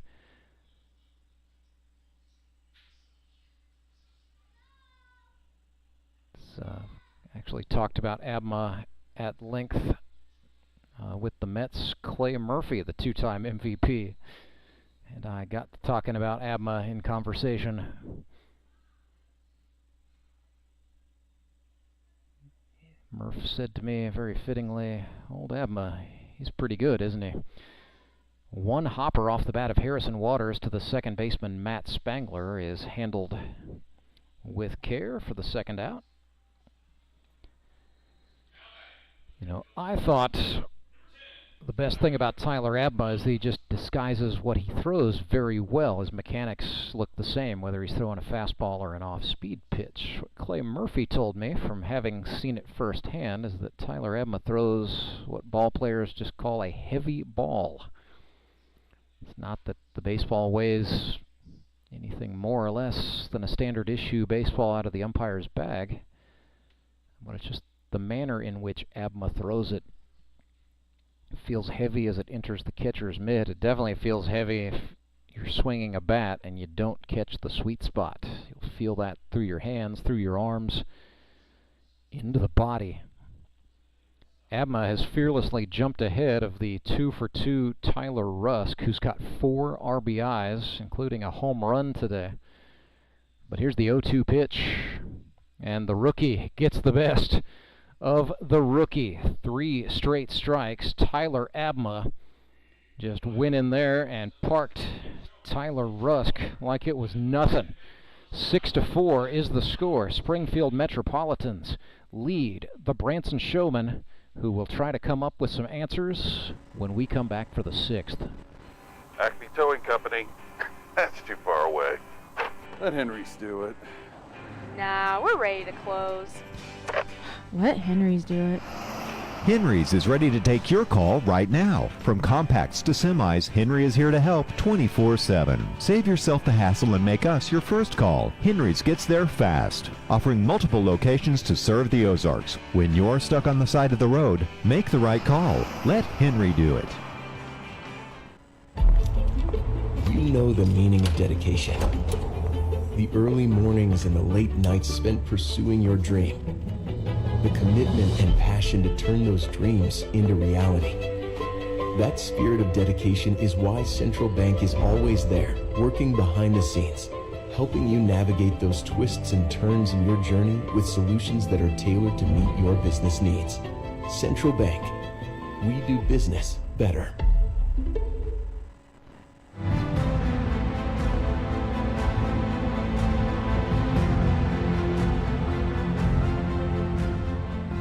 Clay Murphy's back on the mound for the Springfield Metropolitans. They've made some maneuvers. We've got Chris Matlock, who started the game on the pitcher's mound at third base. Mark Blem is the shortstop. His brother-in-law, Jerry Kelly, has entered the game and is at second base. Tyler Rusk still over at first. And the outfield has returned to what it was when the Mets started the ball game. Brashler in left, Carter in center, Waters in right. Brock Chaffin is behind the dish. And Clayton Michael Murphy is on the pitcher's mound. David Rodriguez steps into the batter's box. Watches strike 1 go past.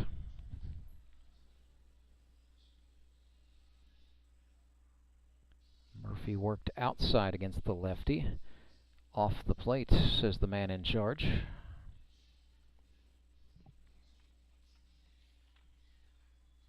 Swinging a chopper foul. David Rodriguez, 0 for 2 today, reached on an error in the first, struck out, swinging in the third. First look at Clay Murphy for him today. The 1-2. That's off the plate. Mets set him up outside to get him to chase. Brock Chaffin has managed David Rodriguez for a couple of seasons, so he had that one scouted.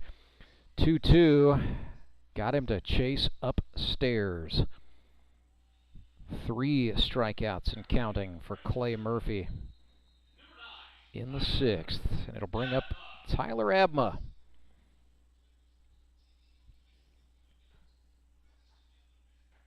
Abma 0 for 2, 5 for 23 on the season.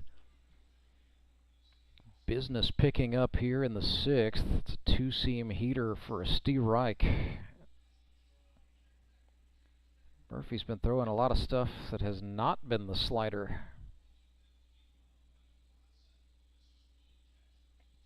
That was a slider, but it was in the dirt for ball 1.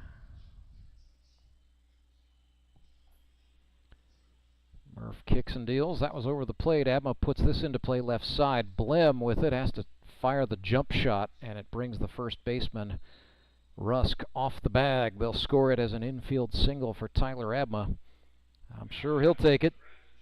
And I'm sure the Showman will take it too. They've got a man on for Logan Prock, veteran outfielder out of Lebanon, Missouri. He's a special education teacher. Coaches baseball there, has led the freshman team for a number of years now,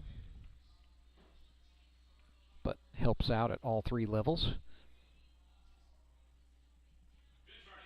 Had a great season in 2022 with Republic, where his on-base percentage was .444. He hit .423 for the Republic Locos, 11 for 26. Been a little colder here in 2023, to put it mildly. But you can never count out Logan Prock. Looks at a fastball high for ball 1. First pitch strikes have not really been there for Clay Murphy so far. It feels weird to say that about a guy with 3 strikeouts in an inning and 2/3.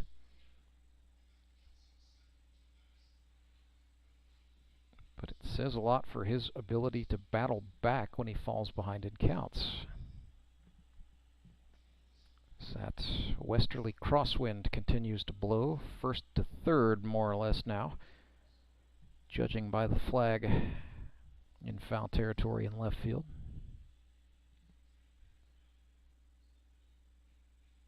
Strange to have that southwesterly breeze this time of year in October. So Logan Prock has worked himself into a very favorable position by keeping the bat on his shoulder. 3-0. Murphy comes set from the chest, fires home. That was a fastball for a strike. Prock was taking all the way, probably knowing that he was not going to get that much of a gift.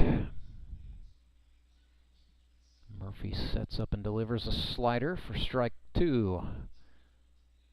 Prock steps out, adjusts the batting gloves, hops back in there. 2-run ball game. He would represent a game-tying run for Branson. Might have broken his bat, but you know what? That's a base hit out into left field. Didn't sound exactly pure, but a base hit nonetheless for Logan Prock. And so the game-tying run is aboard for the Showman with 1 out. Matt Spangler, the second baseman, comes to the dish. 1 for 2 today. Bats here with 1 down and 2 men on.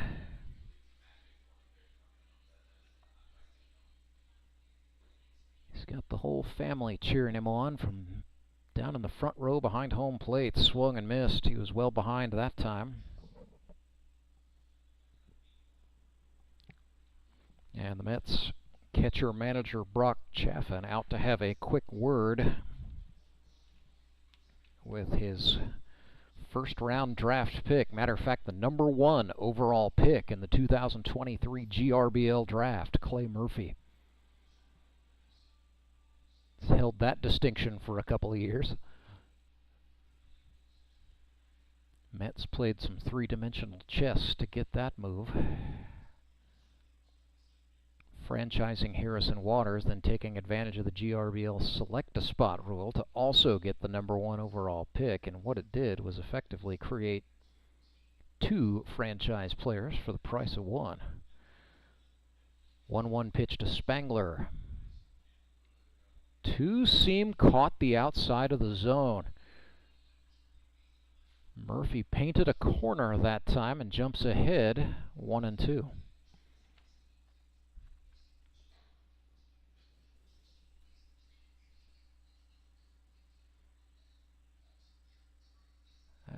up and out. Counts now even. The Mets did not run Matt Spangler upstairs. Big open stance from the right-handed batter's box for the College of the Ozarks grad. Murphy winds and fires. Spangler took a late swing, but he got a piece, and he's staying in.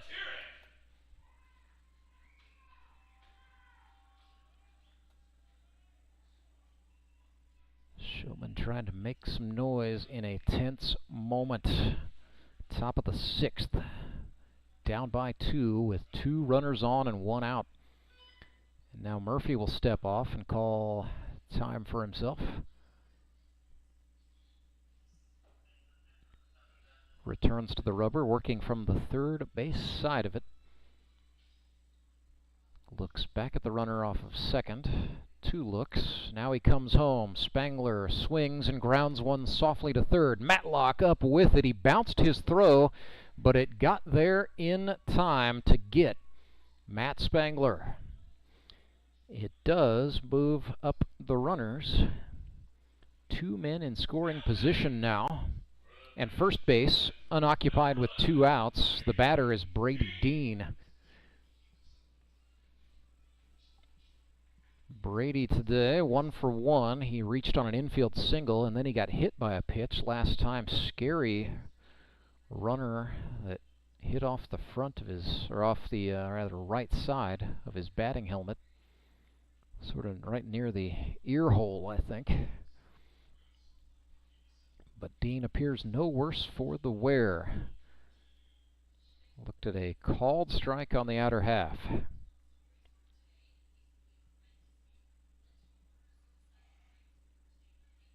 Murphy sets up and deals. Low and away, ball 1.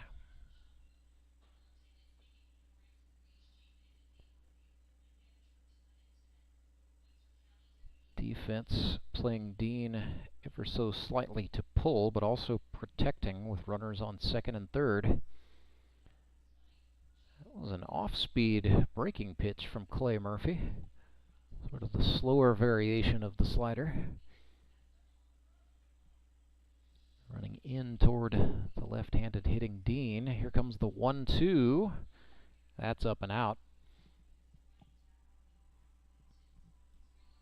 Brady Dean not very tall, but that would have been up and out against a lot of batters. Counts even 2-2. 2 outs and 2 runners on. It's absolutely deuces wild. Clay Murphy fires. Got him looking with the gas. He is gone, and the threat is neutralized. To the bottom of the 6th go the Springfield Metropolitans, leading 6-4. Back right after this. I'm Nicole Cartmel with the Bank of Missouri. Whether you're looking to pay bills or make a big purchase, sometimes you need cash quickly to take that next step. A consumer loan might be a perfect option to help you live well, bank well. Sonia McClendon, one of our branch managers, is here to explain. Thank you, Nicole. We provide personal consumer loans for almost any purpose, from building your credit to financing that new car. We offer competitive rates, and decisions are made locally so we can get you the money that you need quickly. But what makes our consumer loans unique is that personal touch. For example, I recently worked with a customer to secure a loan for a horse trailer. He could have went elsewhere, but he chose to work with his bank because of that personal relationship that we've built with him. Being able to work with your personal banker that you know and trust makes a big difference. That's right, because we work with our customers to help them live well, bank well. Get started at bankofmissouri.com.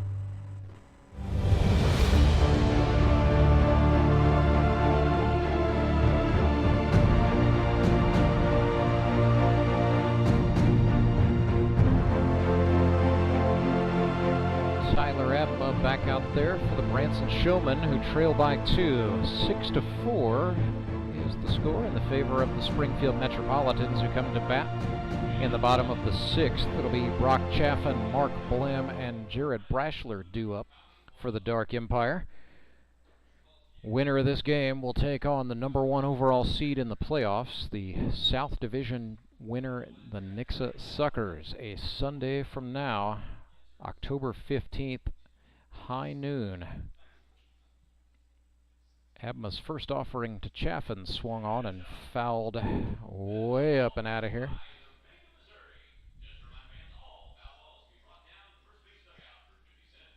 Defensively, the Branson Showmen sticking with mostly starters. Here's a sharply hit ball to the third baseman, Rodriguez. He's up with it. His throw to Yorks in time for him to get the tag into Chaffin's midsection for the out. So David Rodriguez is at third. Carter Rennie is still at shortstop. Matt Spangler, starting second baseman, is sticking in there. Toby Yorks is at first. Jared Fox behind the plate. And it is Prock, Carlson, and McGreevy in the outfield. Mark Blem bats next. 1 for 2 today with an infield hit. First offering he sees from Abma is ball 1 low. Mark Blem, the automotive tool manufacturer from Morrisville, Missouri. 7 for 26 for the season. So he has usurped his hit total of 6 from 2022. Career best was actually 2021 for Mark as a member of the Ozark Mountain Ducks. He went 8 for 28 that year.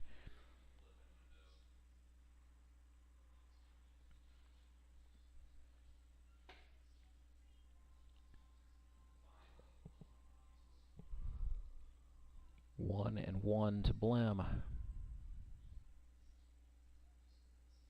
Abma sets up and deals. Got him with the changeup there to go ahead, 1-2. Check that, 2-2 on the hands of Stacy Cogdill behind the plate. You know what they say, the plate umpire's always right. That's high and tight. Blem steps out and adjusts the helmet, then quickly back in. So the count is full. Abma sets up for the payoff pitch. That's high, and he walked him.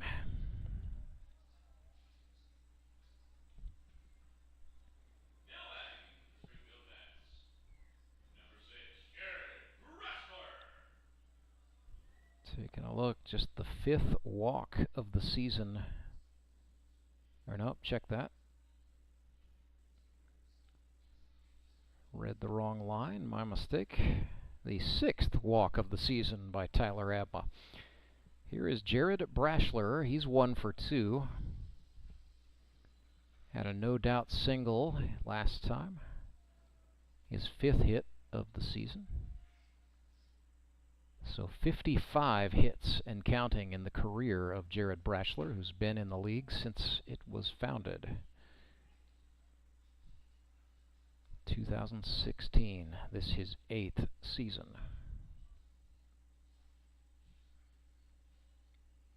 2-0 pitch. That is a slider low. It is 3-0. That's high and tight, and that is back-to-back walks for Tyler Abma. We haven't seen that all season, as precise as he has been.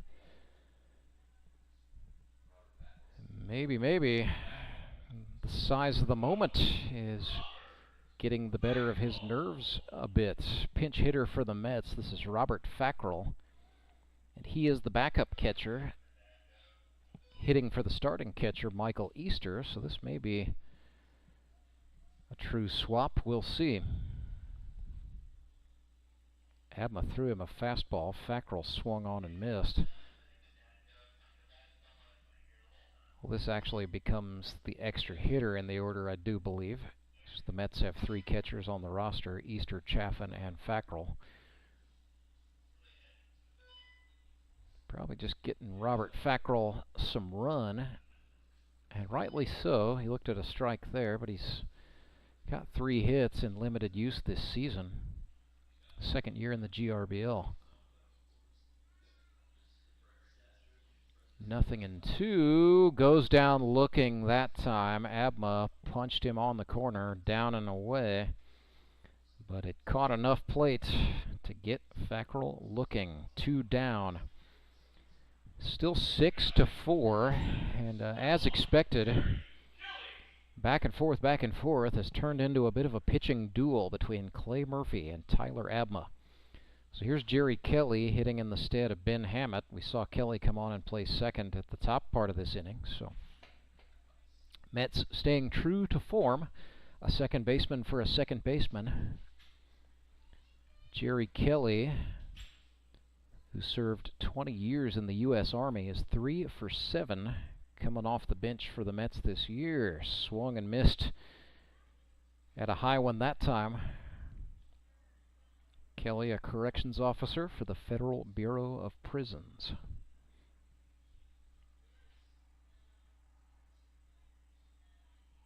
Looks like they're setting him up low and away. Abma got Kelly to flare this one. It'll get just off the infield, but not a problem for Matt Spangler. The second baseman ranges over and makes the catch. We stay 6-4. Springfield Metropolitans in front of the Branson Showmen. We will go to the 7th. Right after this, it is the Grip and Rip Baseball League playoffs. I'm Nicole Cartmel with the Bank of Missouri. Whether you're looking to pay bills or make a big purchase, sometimes you need cash quickly to take that next step. A consumer loan might be a perfect option to help you live well, bank well. Sonia McClendon, one of our branch managers, is here to explain. Thank you, Nicole.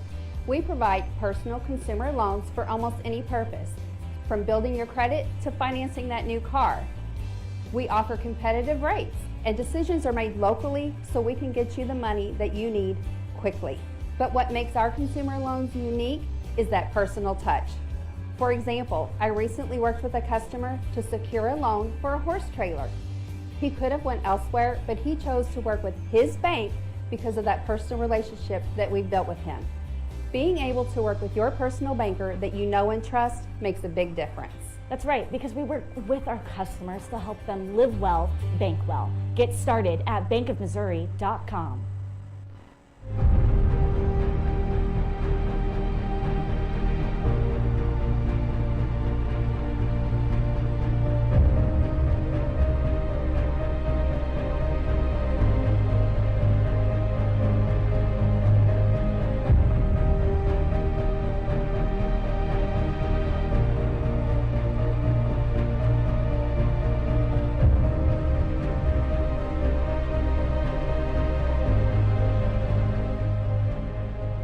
Good crowd on hand today for Branson Showman and the Springfield Mets, these playoff eliminators. Republic Locos got a 10-3 win over the Ozark Mountain Ducks earlier today. So the Mountain Ducks are eliminated. The Locos secured their spot in next week's semifinals at 3 p.m. They will take on the Moon City Mavericks. Here's Carter Rennie standing in for the Branson Showman. Looked at a called strike there. It's 0-2. I'd like to welcome in the Godfather, the commissioner, the founder of the Grip and Rip Baseball League, Tony Lewis. Tony, how about this? We saw back and forth, great boxing match early, and now it's settled into a great duel between Clay Murphy and Tyler Abma. Yeah, you definitely see the strategy that Brock Chaffin has, bringing in Clay for the long innings here in the mid-game, and then you question maybe who's going to be the closer for this one. Well, Murphy can go the distance as he came in the 5th. The question marks would come if the Showman could tie it up and send it to extras. Whoa! Well, that hit Carter Rennie. They're going to call it a foul. Yeah, they're going to call foul ball. So Clay can last the 9 here. He can go to the end of the 9th. Wow. Okay, that's an advantage. As can sure. Tyler Abma for the Showman. Mm-hmm. But yeah, I mean, it was kind of the question of who would go into the 5th with the lead, and it was the Mets. They put up a very important 2 spot in the 4th on a 2 RBI single off the bat of Benjamin Hammett. That's a good call. This guy behind the plate has a good zone. Normally, sometimes Clay's slider goes in for a strike there. 3 balls and 2 strikes to Rennie. Fastball got him looking. Carter thought he walked, and that's Clay Murphy. You just can't leave it to chance like that. No. Absolutely punishes Carter Rennie to start the top of the 7th. I mean, full count there. You know Clay's going to be in the zone. You got to be prepped to swing there. Unfortunately for Carter Rennie, great player though. John McGreevy, the rookie from Branson West, originally Orlando, Florida. No, he did not. He did not, or he did, they say. Nothing in 1. Good gravy. All right. Yeah. That was a fastball that McGreevy actually reached out and touched early, foul into his own dugout on the third base side. Yeah, Showmen are going to have to figure out a way how to get to Clay. They actually had some success last inning, couple hits. They need to string. If they can string 2 or 3 hits in Clay in 1 inning, that should equal some runs. Might need to do the old put it into play, good things happen, maybe hope to take advantage of a miscue or 2. But they all count in the playoffs. This Eliminator, Showman and the Mets, battling to see who will play the Nixa Suckers in a showdown next Sunday at noon. Murphy went to the slider. McGreevy reached out and spoiled it foul. So John McGreevy, now 5 for 19, his rookie campaign. Been impressed with him. The body of work has been really good for this 36-year-old rookie, the Florida native. Played a lot of amateur ball in Orlando before moving to Southwest Missouri. Yeah, I saw that he actually had some success, and he's at the top of the lineup here for the Showmen. So, yeah. I mean, skipper Cole Roark definitely sees talent in McGreevy. Trying to get him some looks. Here's the 2-2.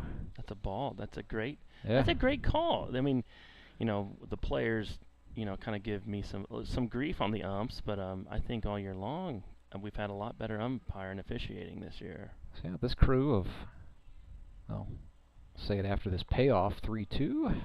This crew today, Stacy Cogdill and John Boyles worked both games. This is Cogdill behind the plate for their second game.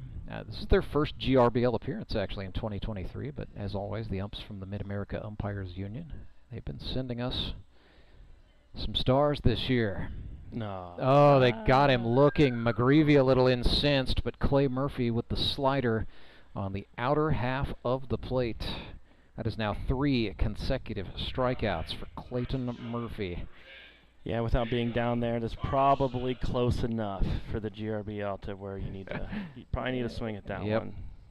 And keep in mind, we're a little bit offset toward the right-handed batter's box from our vantage point up here. You know, I sat favoring the left-handed batter's box for 5 years. Now they've moved me over, and so I get confused a lot of times on those outer sliders like that. I'll tell you, this is if not the most dangerous hitters in the GRBL right now. Jacob Carlson, absolutely. 2 for 3 on the day. He is crowding that plate. Absolutely. Jacob is, if anybody can do it, it's Carlson. 12 hits in 8 games for him. Here comes a 2-1. It's out. Thought about it and no. Look for him to probably bring that bat off his shoulder. 3-1 right here if it's in the zone. Well, Murphy knows he can't throw a meatball. Might expect him, you know, he's thrown more fastballs, I think. It's like he's been saving them up for the playoffs. This could be a 2-seamer right here. Yeah. See if he's got the chutzpah to go right at Jacob Carlson. Good pitch. That was a great pitch for a called strike. 3-1 slider right there. Few can do it, but Clay Murphy can. Here comes a 3-2 payoff. That's outside. He walked him, and Murph knows it. He just overthrew it. Yeah, and like, if you're a Mets fan, that's almost a win just to keep Carlson in first base. He's not in scoring position, although with 2 outs, certainly could take off. And you got to be careful with Jared Fox, Canada's greatest export, and clutch performances have a pretty good history together. Yeah, if the Mets can go unscathed here in the 7th, that would be good. Maybe the heart of the order can get up one more time. It would be in the Showman's best interest to get something going right now, and not a better person to have at the plate right now, aside from Carlson, is then right as Jared Fox. This has got to be the guy. 13 for 26 for the season is Jared Fox, hitting .500. Murphy attacked with the fastball, but that's outside, ball 1. This is fun. I haven't had the mic on me at all this year. This is a good time. Playoff baseball, man. Check throw. Probably not his best move, as a dugout heckler might say.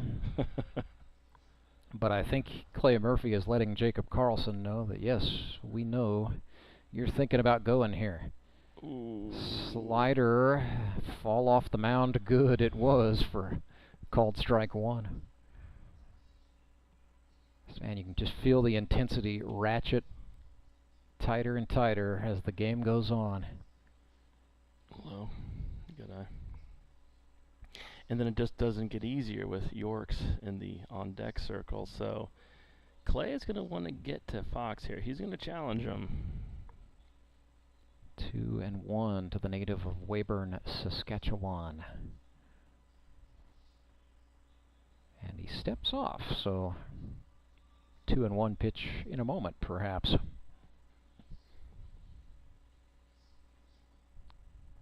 Fox, sort of middle back part of the batter's box. Oh my gosh, that slider was filth.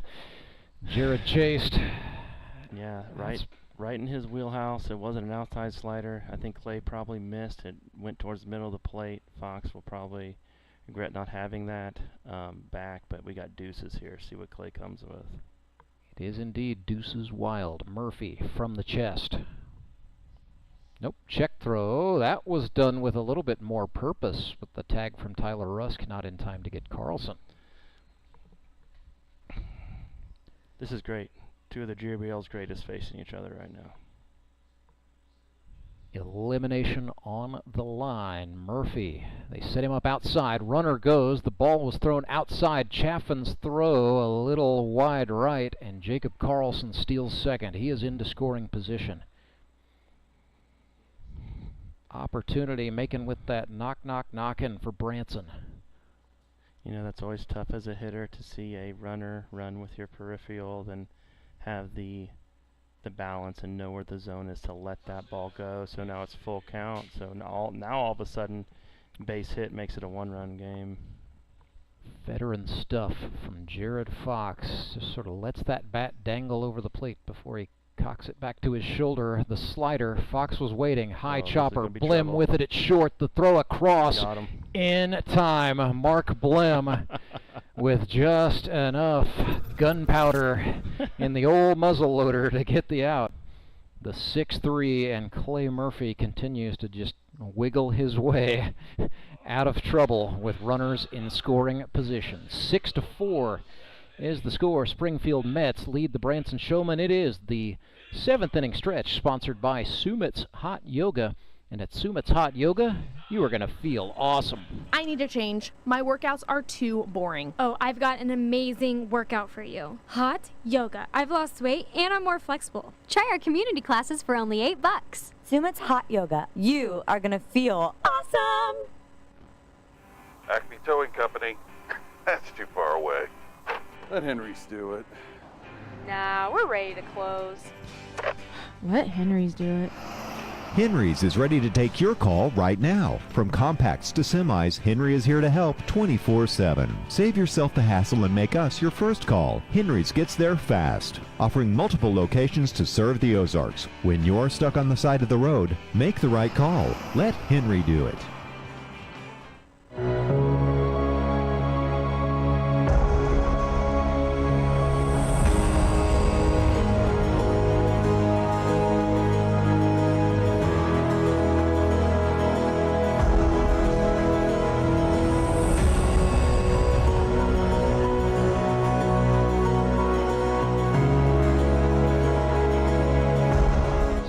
6-4, the advantage for the Springfield Metropolitans over the Branson Showmen, this Grip and Rip Baseball League playoff eliminator.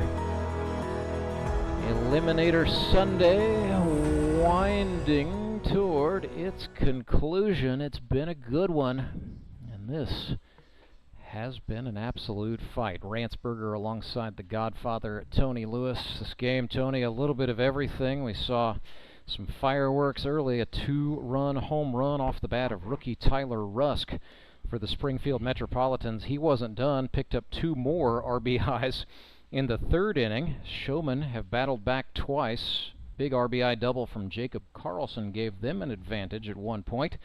And then it was the cagey veteran Ben Hammett who went hitless for 5 weeks and then all of a sudden is now on a 3-game hitting streak. Wouldn't you know it? It's that guy that you wonder, I wonder how he's managing to stay in the lineup, who comes on in the number 9 spot, gets a 2 RBI single in the 4th inning, 6-4. And then we have seen a duel between 2 of the best arms in the Grip and Rip Baseball League in 2023. The 2-time MVP Clay Murphy, certainly the proven one, and Rookie of the Year, if not Pitcher of the Year award contender Tyler Abma. Both of them absolutely dealing. It's been bagels ever since Murphy and Abma entered this ball game in the 5th. Here's Chris Matlock for the Metropolitans, hitting in the 10 spot. 3rd baseman Chris Matlock. Don't let me forget that part. 1 for 2 on the day as Matlock makes him 5 for 13 on the season. Check that, 5 for 15, so hitting .333, average actually down from .500 a season ago. He's got batting gloves and everything. That is, I'm actually impressed with that average from Matlock. Pitchers make the best athletes. Just listen to any pitcher, they'll tell you.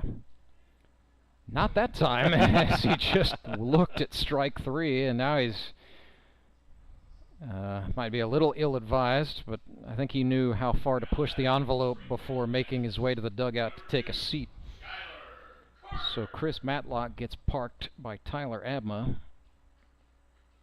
To the top of the order go the Metropolitans and Skylar Carter, uncharacteristically 0 for 3 today. Yeah, Abma's a great pitcher. Skylar's another one of those.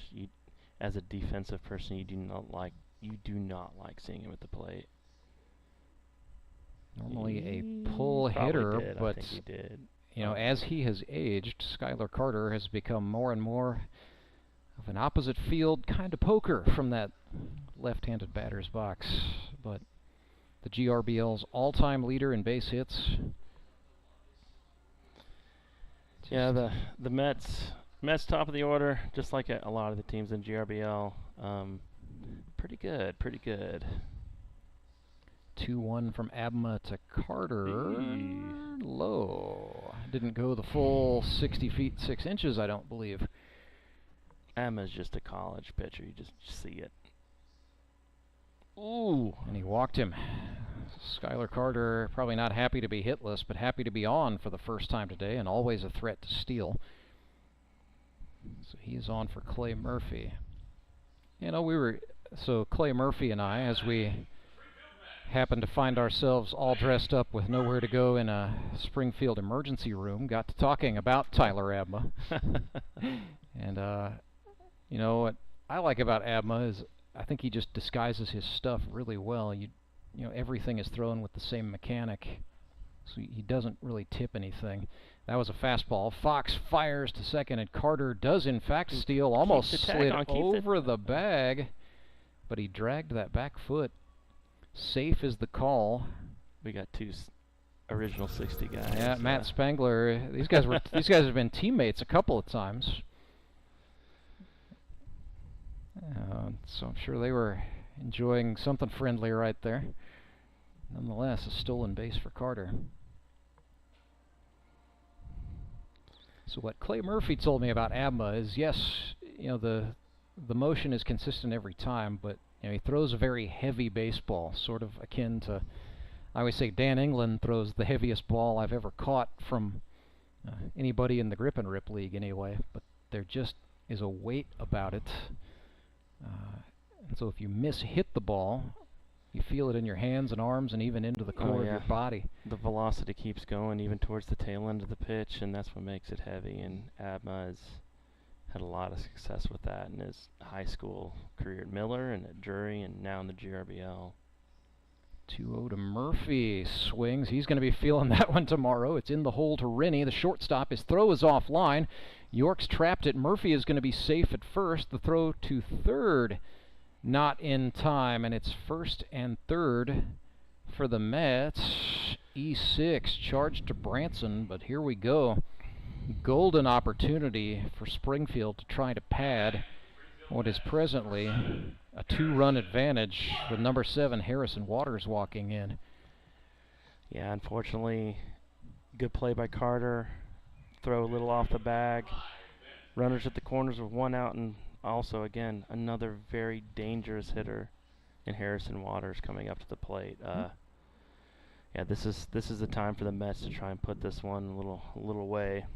Waters 1 for 3 today, 12 for 30 for the season. This is going to be trouble. In the air to right center and down will be extra bases and then some for Harrison Waters.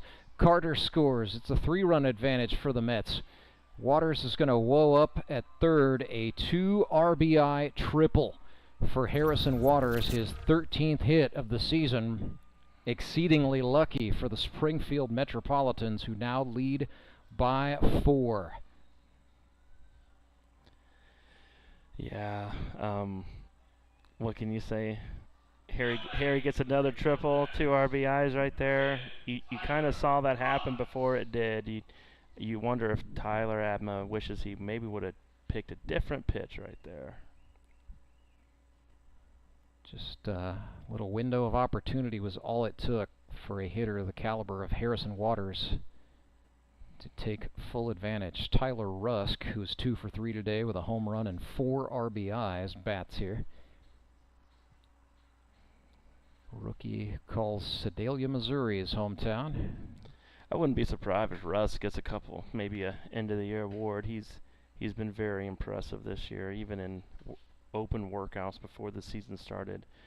We kind of knew that this guy was going to be a star. Swung and missed there. Has power in his hands, no doubt. He's got 11 hits for the season. He's now batted in 9 runs. Has a home run and 3 doubles. That 1-2 is outside, and you can just see from the body language frustration mounting for Tyler Abma.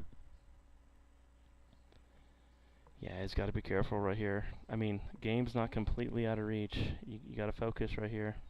2-2 with 1 out. Abma's pitch to Tyler Rusk. Missed outside. Count is full. Rusk has walked 4 times this year, struck out 7. Chops one. Rodriguez at third, up with it. They've got Harrison Waters caught between the bases. Big pickle opportunity. The throw over to the shortstop, Rennie. Waters doing a great job extending this. Abma applies the tag. Rusk, meanwhile, was able to run to second base. Good play by David. Smart start by David Rodriguez there. Keep it in play, field it clean. And unfortunately, with the secondary of Harrison Waters, it caught him right there in no man's land. The old 5-2-6-1 pickle worked to perfection by the Branson Showmen, keeping a run off the board, and so they keep the margin at 4. Pinch hitter for the Metropolitans, Justin Fruit Snacks Loudon in the stead of his manager, Brock Chaffin. Snacks hitting .400. He's 4 for 10. Good for Justin. I would argue one of the most affable men to ever lace him up here in the GRBL. He's got a lot of friends out here. One of those guys where you're not sure what his average is. You know, his ERA may be in double digits, but gosh darn, you like having him as your teammate anyway. You know, and his bat is sometimes lively. You know, I've seen a couple in the gap from Loudon in the past. Nothing in 2 to Snacks. Abma sets and deals. Ooh. No, he missed low.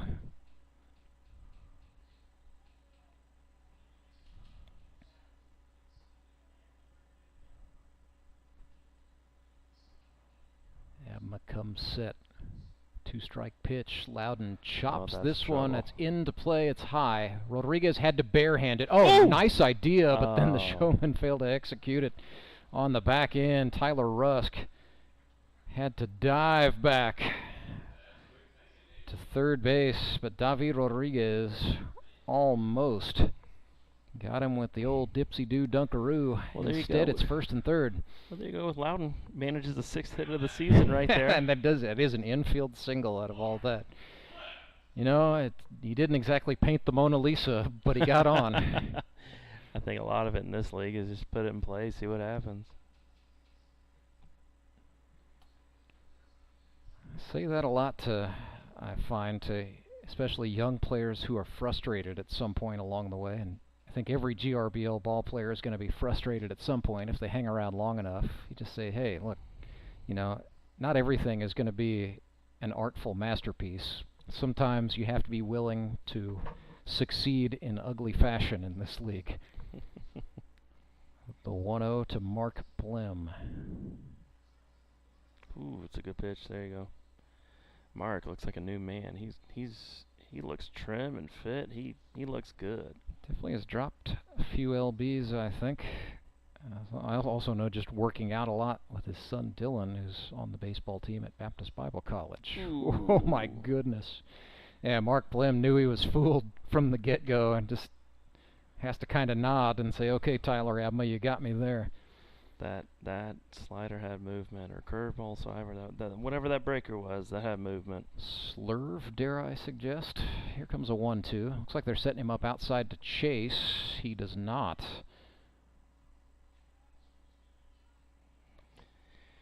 Keep him at 4. Maybe scratch these next couple innings, see what happens. Showmen are going to have to do it with the bottom half of the order, but that bottom half has done it before.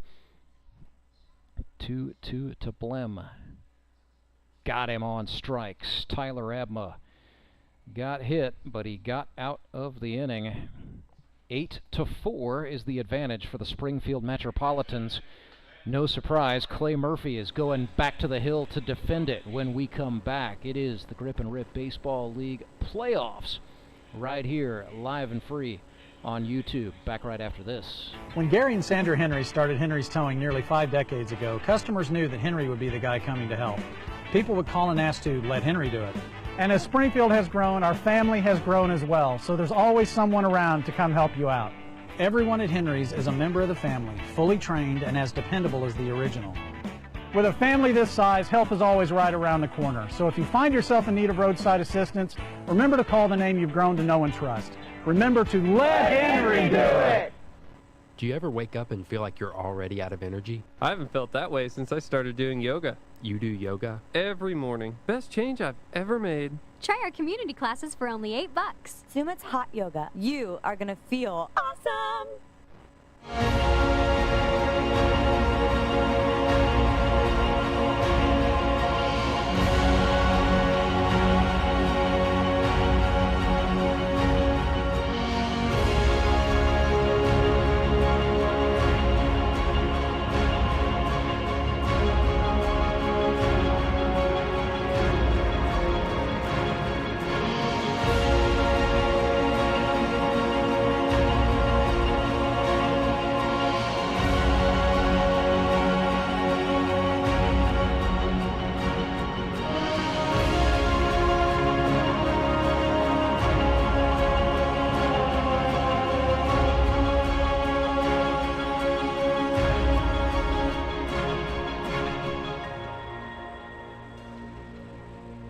Clay Murphy back on for the Springfield Metropolitans. They lead this one 8-4. This game's been very close all the way. Harrison Waters with a 2 RBI triple in the 7th. Blasted it open, giving the Metropolitans a little bit of elbow room, but in the GRBL, no lead should ever really feel safe. Here's Toby Yorks for the Branson Showman. It'll be Yorks, Rodriguez, and a pinch hitter, Kurt Brand, is up to bat third this inning. He'd be hitting in the 7 spot. 1-0 pitch from Murphy to Yorks. Fastball caught the inner half for a called strike.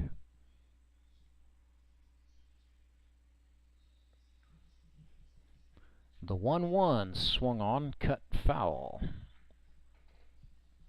Toby way out in front of that one.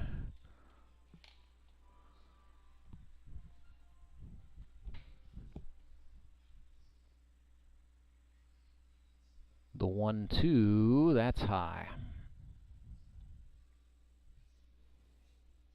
York's the owner of a very good set of eyeballs. Doesn't chase often. Here's the 2-2. Fastball. Yorks goes the opposite way. Back in the hole goes Blim. He will not get there. It's a base hit for Toby Yorks.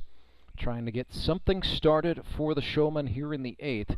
Trailing by 4. They've got a fair bit of chipping away to do. But every journey must start with a single step. Toby Yorks is on for David Rodriguez. 0 for 3 today. And in Caracas, Venezuela, they would tell you he's due. Fastball swung on, fouled straight back. Timing was pretty good. Bat path not quite there for David.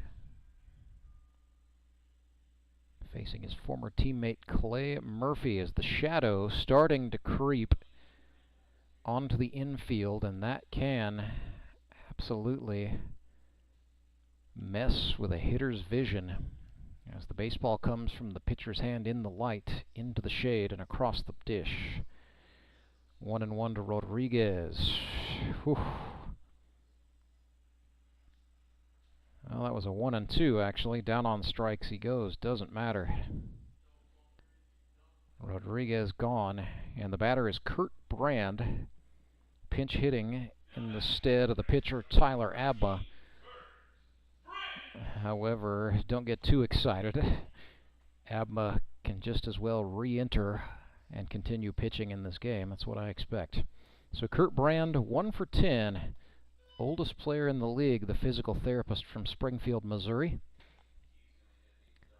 Has 3 what I like to call Kurt hits. But let's be real here with the stats. Kurt Brand has 1 hit on the season, but it was off of this man, Clay Murphy.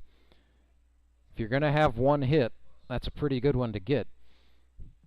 1-1 for Kurt.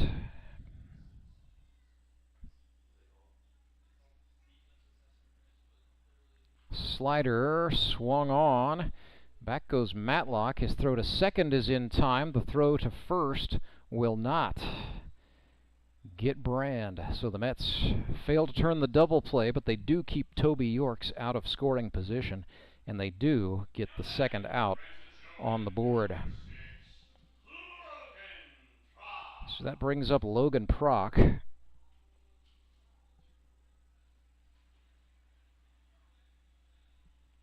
LP 1 for 3 today. Singled. Last time up in the 6th. Whew, swung and a slider there. A big cut from Logan Prock, but too much movement on the pitch from the Mets ace, Clay Murphy. 0-1. That ran way in. Prock got out of the way.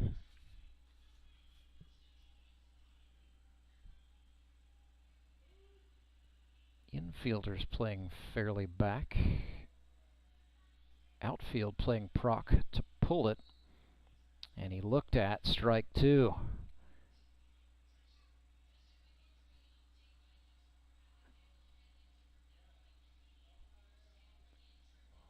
Logan Prock back in, slightly open right-handed stance.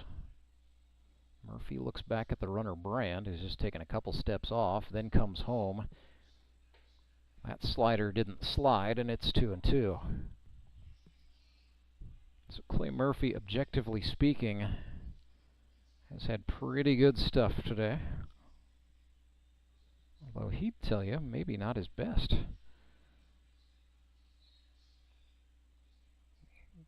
A lot of credit for that goes to these Branson batters who are not falling for the usual tricks, and they are making Clay Murphy work into counts. Here is another full one. 3 balls, 2 strikes. Slider got him looking. And just when you think Clay Murphy is starting to labor, he throws his way out of an inning with pure paint like that. We will go to the bottom of the 8th. Metropolitans in the lead, 8-4. Back right after this. It's been a great Sunday Eliminator. Somebody is going to go on to the semifinals out of this one. Acme Towing Company. That's too far away. Let Henry's do it. Nah, we're ready to close. Let Henry's do it. Henry's is ready to take your call right now. From compacts to semis, Henry is here to help 24/7. Save yourself the hassle and make us your first call. Henry's gets there fast, offering multiple locations to serve the Ozarks. When you're stuck on the side of the road, make the right call. Let Henry do it.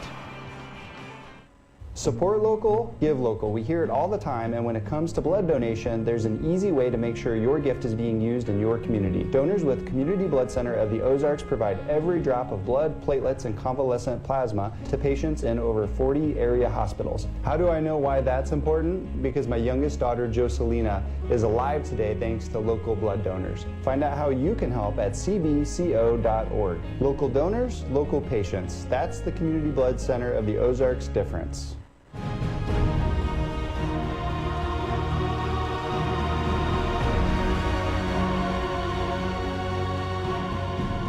No surprise, Tyler Abma still has the ball for the Branson Showmen. And they're going to hang with him here. Trailing 8-4, Springfield Metropolitans with a 4-run advantage. Coming to scratch in the bottom of the 8th, it'll be Jared Brashler, Robert Fackrell, and then Jerry Kelly. Abma take his warm-up throws. Temperature out there has fallen to 67 degrees. The wind does put a little bit of a chill, but for the most part, if you are in the sunshine, it does feel like 67 degrees, although I'm starting to see some jackets and even a few throw blankets come out for some of the fans in the shade on the first base side. So, an autumn wind perhaps blowing ominously here at U.S. Baseball Park, the home of the Grip and Rip Baseball League. Can't guarantee a weather day like this one if you come out next week, but what I can guarantee is you're going to see 2 great playoff baseball games. Nixa Suckers have a showdown at high noon with the winner of this one. The 0-2 to Jared Brashler is off the plate, and then at 3 o'clock it'll be the Moon City Mavericks taking on their GRBL North Division foes, the Republic Locos, victorious today 10-3, defeating the Ozark Mountain Ducks to win and advance. Deuces here for Jared Brashler. Tyler Abma winds and fires. That's a fastball down, and the count's full. Jared Brashler has fought his way back.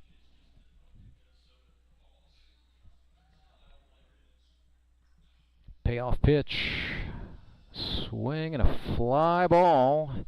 Staying on the playing surface. It's in foul territory. Toby Yorks. It's sort of a Watusi, if you will, circling, but tracking that baseball in the wind and making the catch.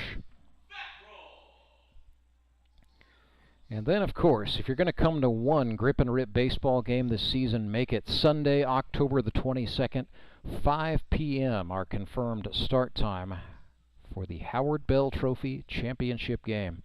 If you can't be here with us, be here with us on the YouTube channel, as we will continue to broadcast Grip and Rip games for the duration, live and free. And that's courtesy of our friends at Central Bank of the Ozarks. Strong roots, endless possibilities. 0-2 to Fackrell, who's 0 for 1 today. Abma wiped him out with the slider. That's 2 gone. And it will be a pinch hitter, so scrub Kelly. It'll be Josh Wilbanks, number 3, originally from Douglasville, Texas. Now resides in Reeds Spring, Missouri. Played for the Showmen for the last 2 seasons. Found himself in new digs here in 2023. A member of the Springfield Metropolitans.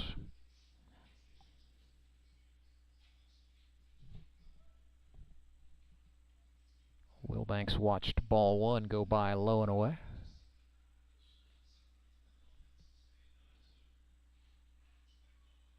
Abma came back in, and Josh Wilbanks, a base hit into right.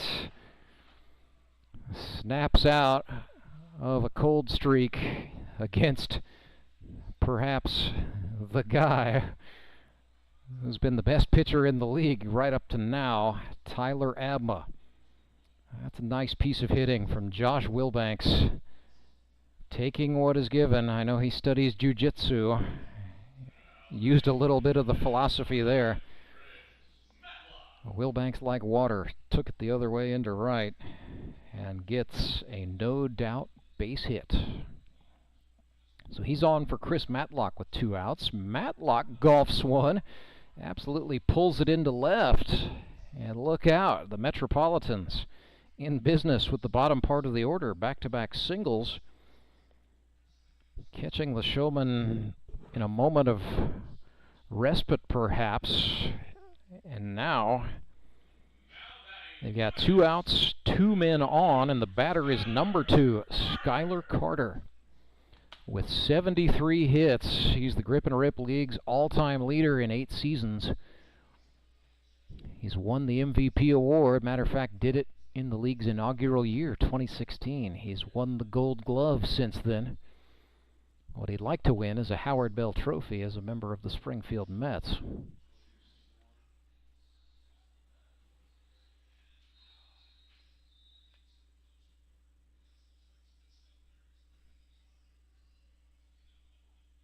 Carter, he's got his name on the bell twice. Did it... Or check that, he's got his name on the bell 3 times. Did it in 2017, 2018, and 2019. He was part of the Justin Skinner back-to-back-to-back Howard Bell Trophy Championships.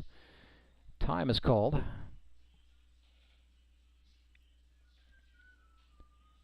Carter back in, everyone's reconnoitered.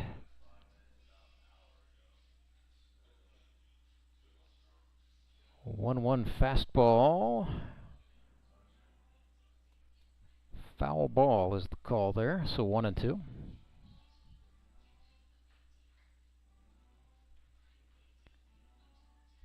For Skylar Carter, what would it mean to get back to the playoff semifinals? It would mean a lot, I can promise you that.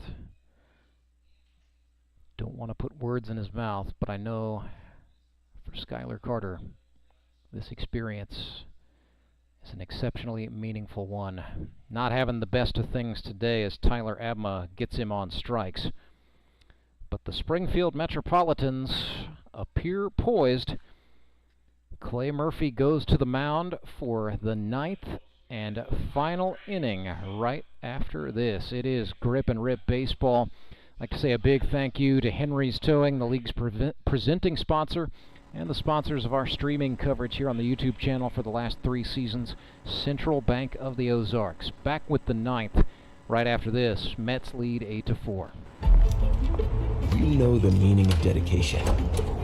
The early mornings and the late nights spent pursuing your dream. The commitment and passion to turn those dreams into reality. That spirit of dedication is why Central Bank is always there, working behind the scenes, helping you navigate those twists and turns in your journey with solutions that are tailored to meet your business needs. Central Bank. We do business better. When Gary and Sandra Henry started Henry's Towing nearly 5 decades ago, customers knew that Henry would be the guy coming to help. People would call and ask to let Henry do it. And as Springfield has grown, our family has grown as well, so there's always someone around to come help you out. Everyone at Henry's is a member of the family, fully trained and as dependable as the original. With a family this size, help is always right around the corner. So if you find yourself in need of roadside assistance, remember to call the name you've grown to know and trust. Remember to let Henry do it! Do you ever wake up and feel like you're already out of energy? I haven't felt that way since I started doing yoga. You do yoga every morning. Best change I've ever made. Try our community classes for only $8. Sumit's hot yoga. You are gonna feel awesome!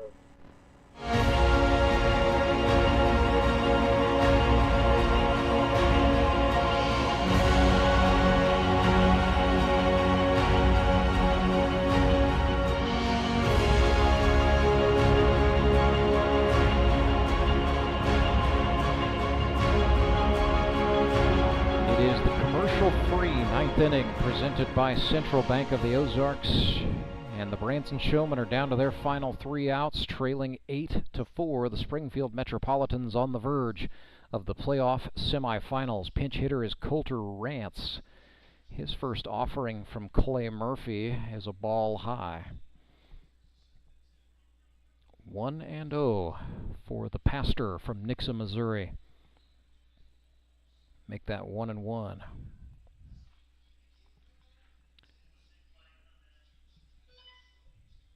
24 hits combined between the two teams today, but it's really been almost a tale of 2 games. All but 2 of the runs scored in the first 4 innings, and it's been a duel between Clay Murphy and Tyler Abma ever since. A battle of 2 of the best pitchers in the league has absolutely delivered in what has been a very fun and entertaining playoff eliminator. 3-1 pitch to Colter Rance, called strike over the heart of the plate, and the count is full once more. Murphy winds and fires. Rance reaches out and sends it foul. Back over the screen hot.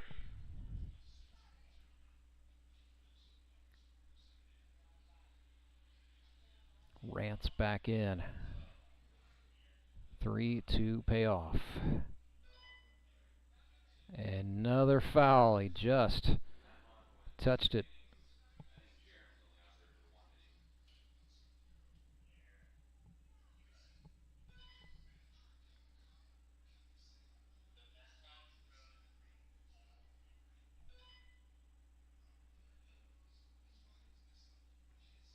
Third 3-2 pitch.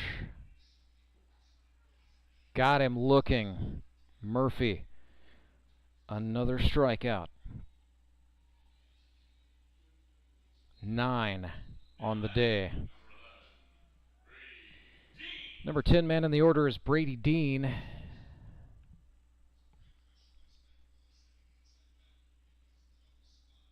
Stepped into the left-handed batter's box. Woo!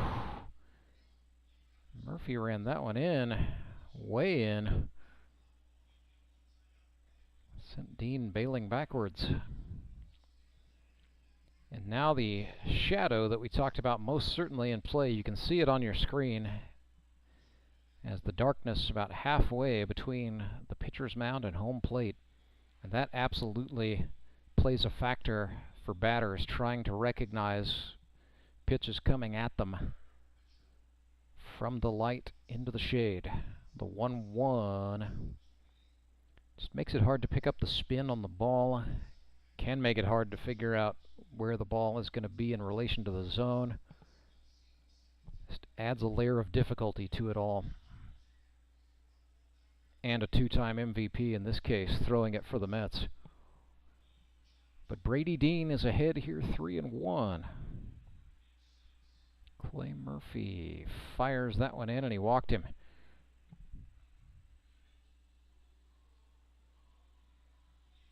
So the Showmen not done yet. They've got a base runner. They're going to need a rally of pretty epic proportions here. Carter Rennie comes to the plate. Josh Reno, a pinch hitter, is in the on-deck circle. But here's Rennie, 2 for 4 today. So 7 for 32 on the season is Carter, with 3 runs batted in.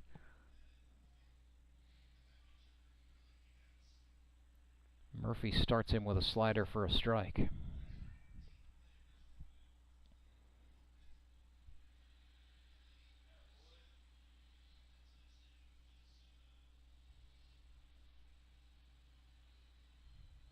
The Mets have been to the playoff semifinals 2 of the last 3 seasons. They're trying to make it 3 of the last 4. They've actually been in the finals 2 of the last 3. Won the championship and had to come all the way from the Eliminators in 2022. So it had never been done before, but the Mets proved it is absolutely doable and possible. 0-2 to Rennie. Murphy takes a quick glance at Brady Dean, now kicks and delivers home. Slider high, ball 1.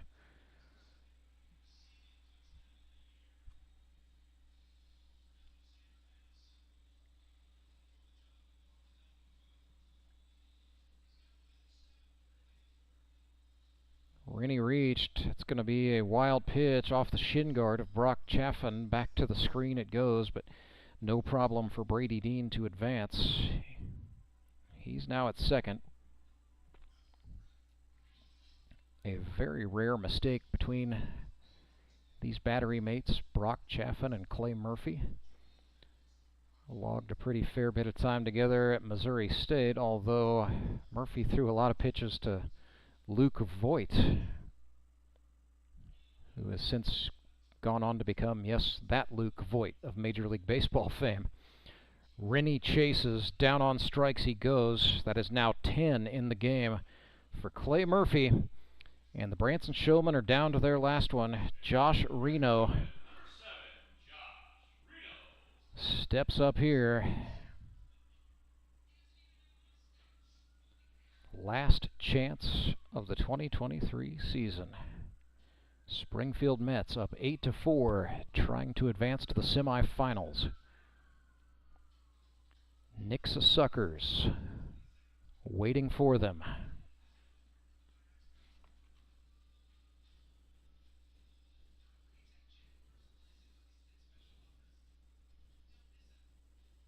And might I add, it was the Mets prevailing over the Suckers when those two teams played earlier this year. Josh Reno ahead 2-0 in the count.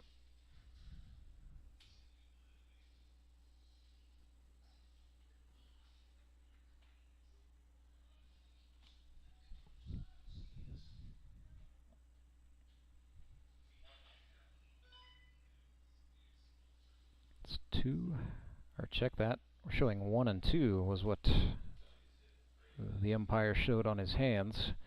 Murphy winds and fires. Got him on strikes, and that will do it. Clay Murphy with 3 strikeouts in the 9th. 11 strikeouts for the game. And the Springfield Metropolitans win 8-4. They will go to the GRBL playoff semifinals. Well, this game was sort of played in 2 stages, so we're going to pick 2 elite promotions, elite performers of the game. First, offensively for the Metropolitans, it's got to be Tyler Rusk, 2 for 4 with 4 RBIs and a home run. And then for the second stage, yeah, the guy who just punched his way out of it. 5 shutout innings for Clay Murphy with 11 strikeouts. So Tyler Rusk and Clay Murphy, your elite promotions, elite performers of the game for the Springfield Metropolitans. They get the win, 8-4. They defeat the Branson Showmen. They will play the Nixa Suckers next Sunday. So let's go ahead and set the full stage for you right here, right now. October 15th in the semifinals. The Nixa Suckers are playing at high noon against the Springfield Mets. And then at 3 o'clock, the Moon City Mavericks take on the Republic Locos. 2 teams will advance. to the Howard Bell Trophy GRBL Championship game. That one will be contested Sunday, October 22nd, a 5 p.m. start time right here in the Central Time Zone. We'll wrap it up for you, bring you some final stats, and hopefully talk things over with a couple of members of the winning Springfield Metropolitans on the other side of a long break. But hang with us, because the show is not over yet.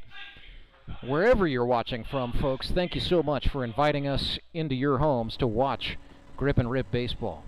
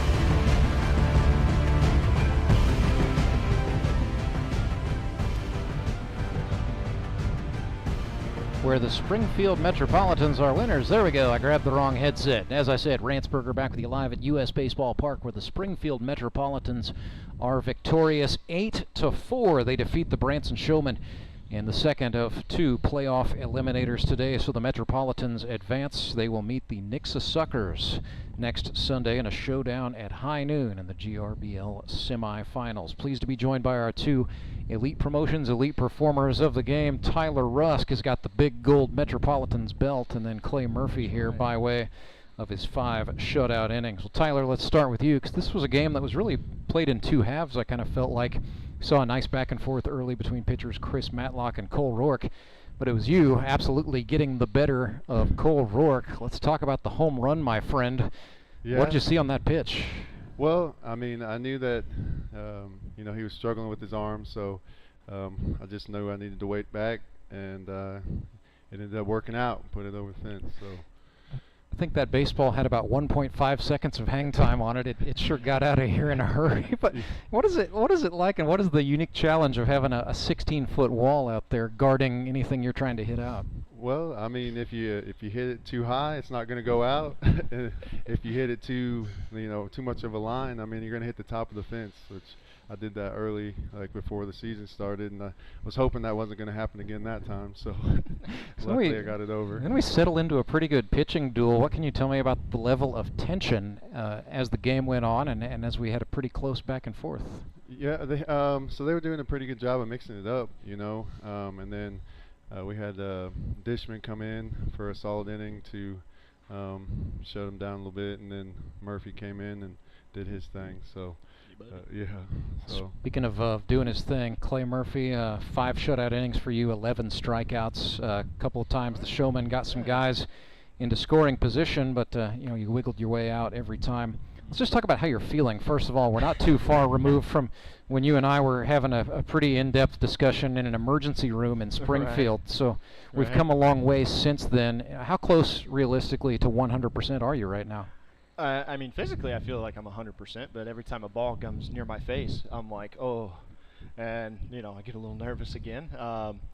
But, you know, last week I felt comfortable after the first at-bat hitting, and then I was completely uncomfortable in the field, to be just dead honest with you. That's the only part of the baseball where you have to put your body in the way of it. And I made a few errors because of it. But this week I was able to settle in a little bit better and was good. Every now and then I think about it, but it is what it is. When I get back on the mound, though, it's like I'm home, so that's better. Well, I definitely felt at home. And how much does it help to have, you know, your buddy Brock Chaffin? You guys go back a long ways, like 11 years removed from your time at Missouri State. But I was telling the folks at home, I know you threw a lot of pitches to Luke Voigt. Yes, that Luke Voigt. But you know, realistically, you and Chaff, some lifelong chemistry as well. Oh yeah, you know, Chaff and I have known each other for a long time, and you know, we chuckle about it in between innings about what we want to do, or you know, I'll throw a pitch like today with those pro balls, like I'd throw a 4-seam away and it would cut like you know, 6 inches the wrong way, and we'd both just look at each other like, I don't know, dude, like, sorry. And then the next one would come back and he's like, dude, what are you doing? I said, I don't know today. Like, it's just things are moving, so we're just gonna throw it down the middle and hope. And but no, it's so comfortable to be able to throw to him, because I know he's solid back there. His glove makes me sound like I'm throwing really hard, and well, you don't throw soft, so well, it's definitely a confidence booster with him back there just snapping that glove. So I felt like you were throwing harder as well, and I felt like we saw more fastballs out of you, I think, than we've seen in a long time. Was that it's got to be by design, right? Try to keep these Branson batters, particularly guys like Jacob Carlson and Jared Fox and Toby Yorks, a little bit off balance. Right. Yeah. So you know, it's my 4th year here. Everybody knows I throw a lot of sliders, so it's time to start mixing it up. And I think I threw double the amount of curveballs today than I did sliders. Really, with the wind the way it was playing, it was just helping my curveball bite straight down. So I looked at Brock after the first one. I was like, do that again, and let's just keep doing it until somebody hits it. So it worked out, and yeah. But yeah, the fastball's been feeling really good this year. I think just being around baseball more and having a healthy arm and healthy body has been great. So. Yeah. Tyler, I know you're back into baseball for the first time in a long time, since about 2017 or so. Yeah. So, what is a win like this one, and what's been a little bit up and down for the Mets? You just beat a pretty good Branson Showman team. What does that do for your level of confidence as you head into your first GRBL semifinal? Well, we knew we were good. I mean, we did kind of run into some injuries and stuff like that, and then 2 games where I don't know what happened, but we shook it off pretty good. And this win here, it was a good game, and we're just going to keep that momentum going. So I enjoy being out there. It's a blessing to even be back on the field. So I just try to live it up, every game. I look forward to Sundays. It gets me through the week. So yeah, it's a big momentum. Well, you can definitely tell, even from up here in the cheap seats, you look like you're having a lot of fun out there, and that's a lot of fun to watch. Yeah. So it's been very, there's something about it that's just very wholesome for me to watch grown men in their pajamas, more or less, going out there and playing a game and laughing it up, doing it. Yeah. Flip side of that, Clay Murphy, you've been in the league now. This is your 4th season. Your name is on the Howard Bell 3 times. Yep. So you have been here before. What is it like for you getting yourself keyed up and in the right mindset to take on the Nixa Suckers in the semis next week? Well, every year is different, right? And that's kind of the fun thing about this league is every year is different. Every team is different. We've played the Suckers once, had a good game against them, but they didn't have who didn't they have? They were without Wiley, I believe, for that one. Yeah, Wiley. But either way, they were without a pitcher, and so we were able to kind of jump on them, and I know it's going to be a little bit different battle this week, and but our bats are starting to come alive. We put up 14 today, 14 hits, so it's just stringing them together at the right time for us. If we can do that, and we're really good at getting out of the gate, and then for some reason we kind of go soft for a few innings, and then try to claw back at the end. Now, today we didn't do that, and if we can keep that up, we'll be all right. How about your guy Ben Hammond, man? He started off the season cold. He's now on a 3-game hitting streak, and he tacked on in what stood up as the game-winning RBI today. Dude's stroking it. He's figuring it out, and no time better than now, right? Yeah, that's exactly I mean, if he could have picked a moment, this was the moment to choose for sure. Hot. It's time to do it here. Well, guys, we'll let you bask in this one for maybe an hour or so before you start thinking about next Sunday. But we'll see you right back here Sunday at high noon against Nixa. Look forward to it. Yep. Clay Murphy and Tyler Rusk, your Elite Promotions Elite Performers of the Game. That's going to chase us here from U.S. Baseball Park for all of us, for our executive producer, the Godfather, Tony Lewis, for our director, Derek Saiko. I'm Rance Berger. Thanks for watching ball with us. We'll see you right back here next Sunday. Good night from Ozark, Missouri.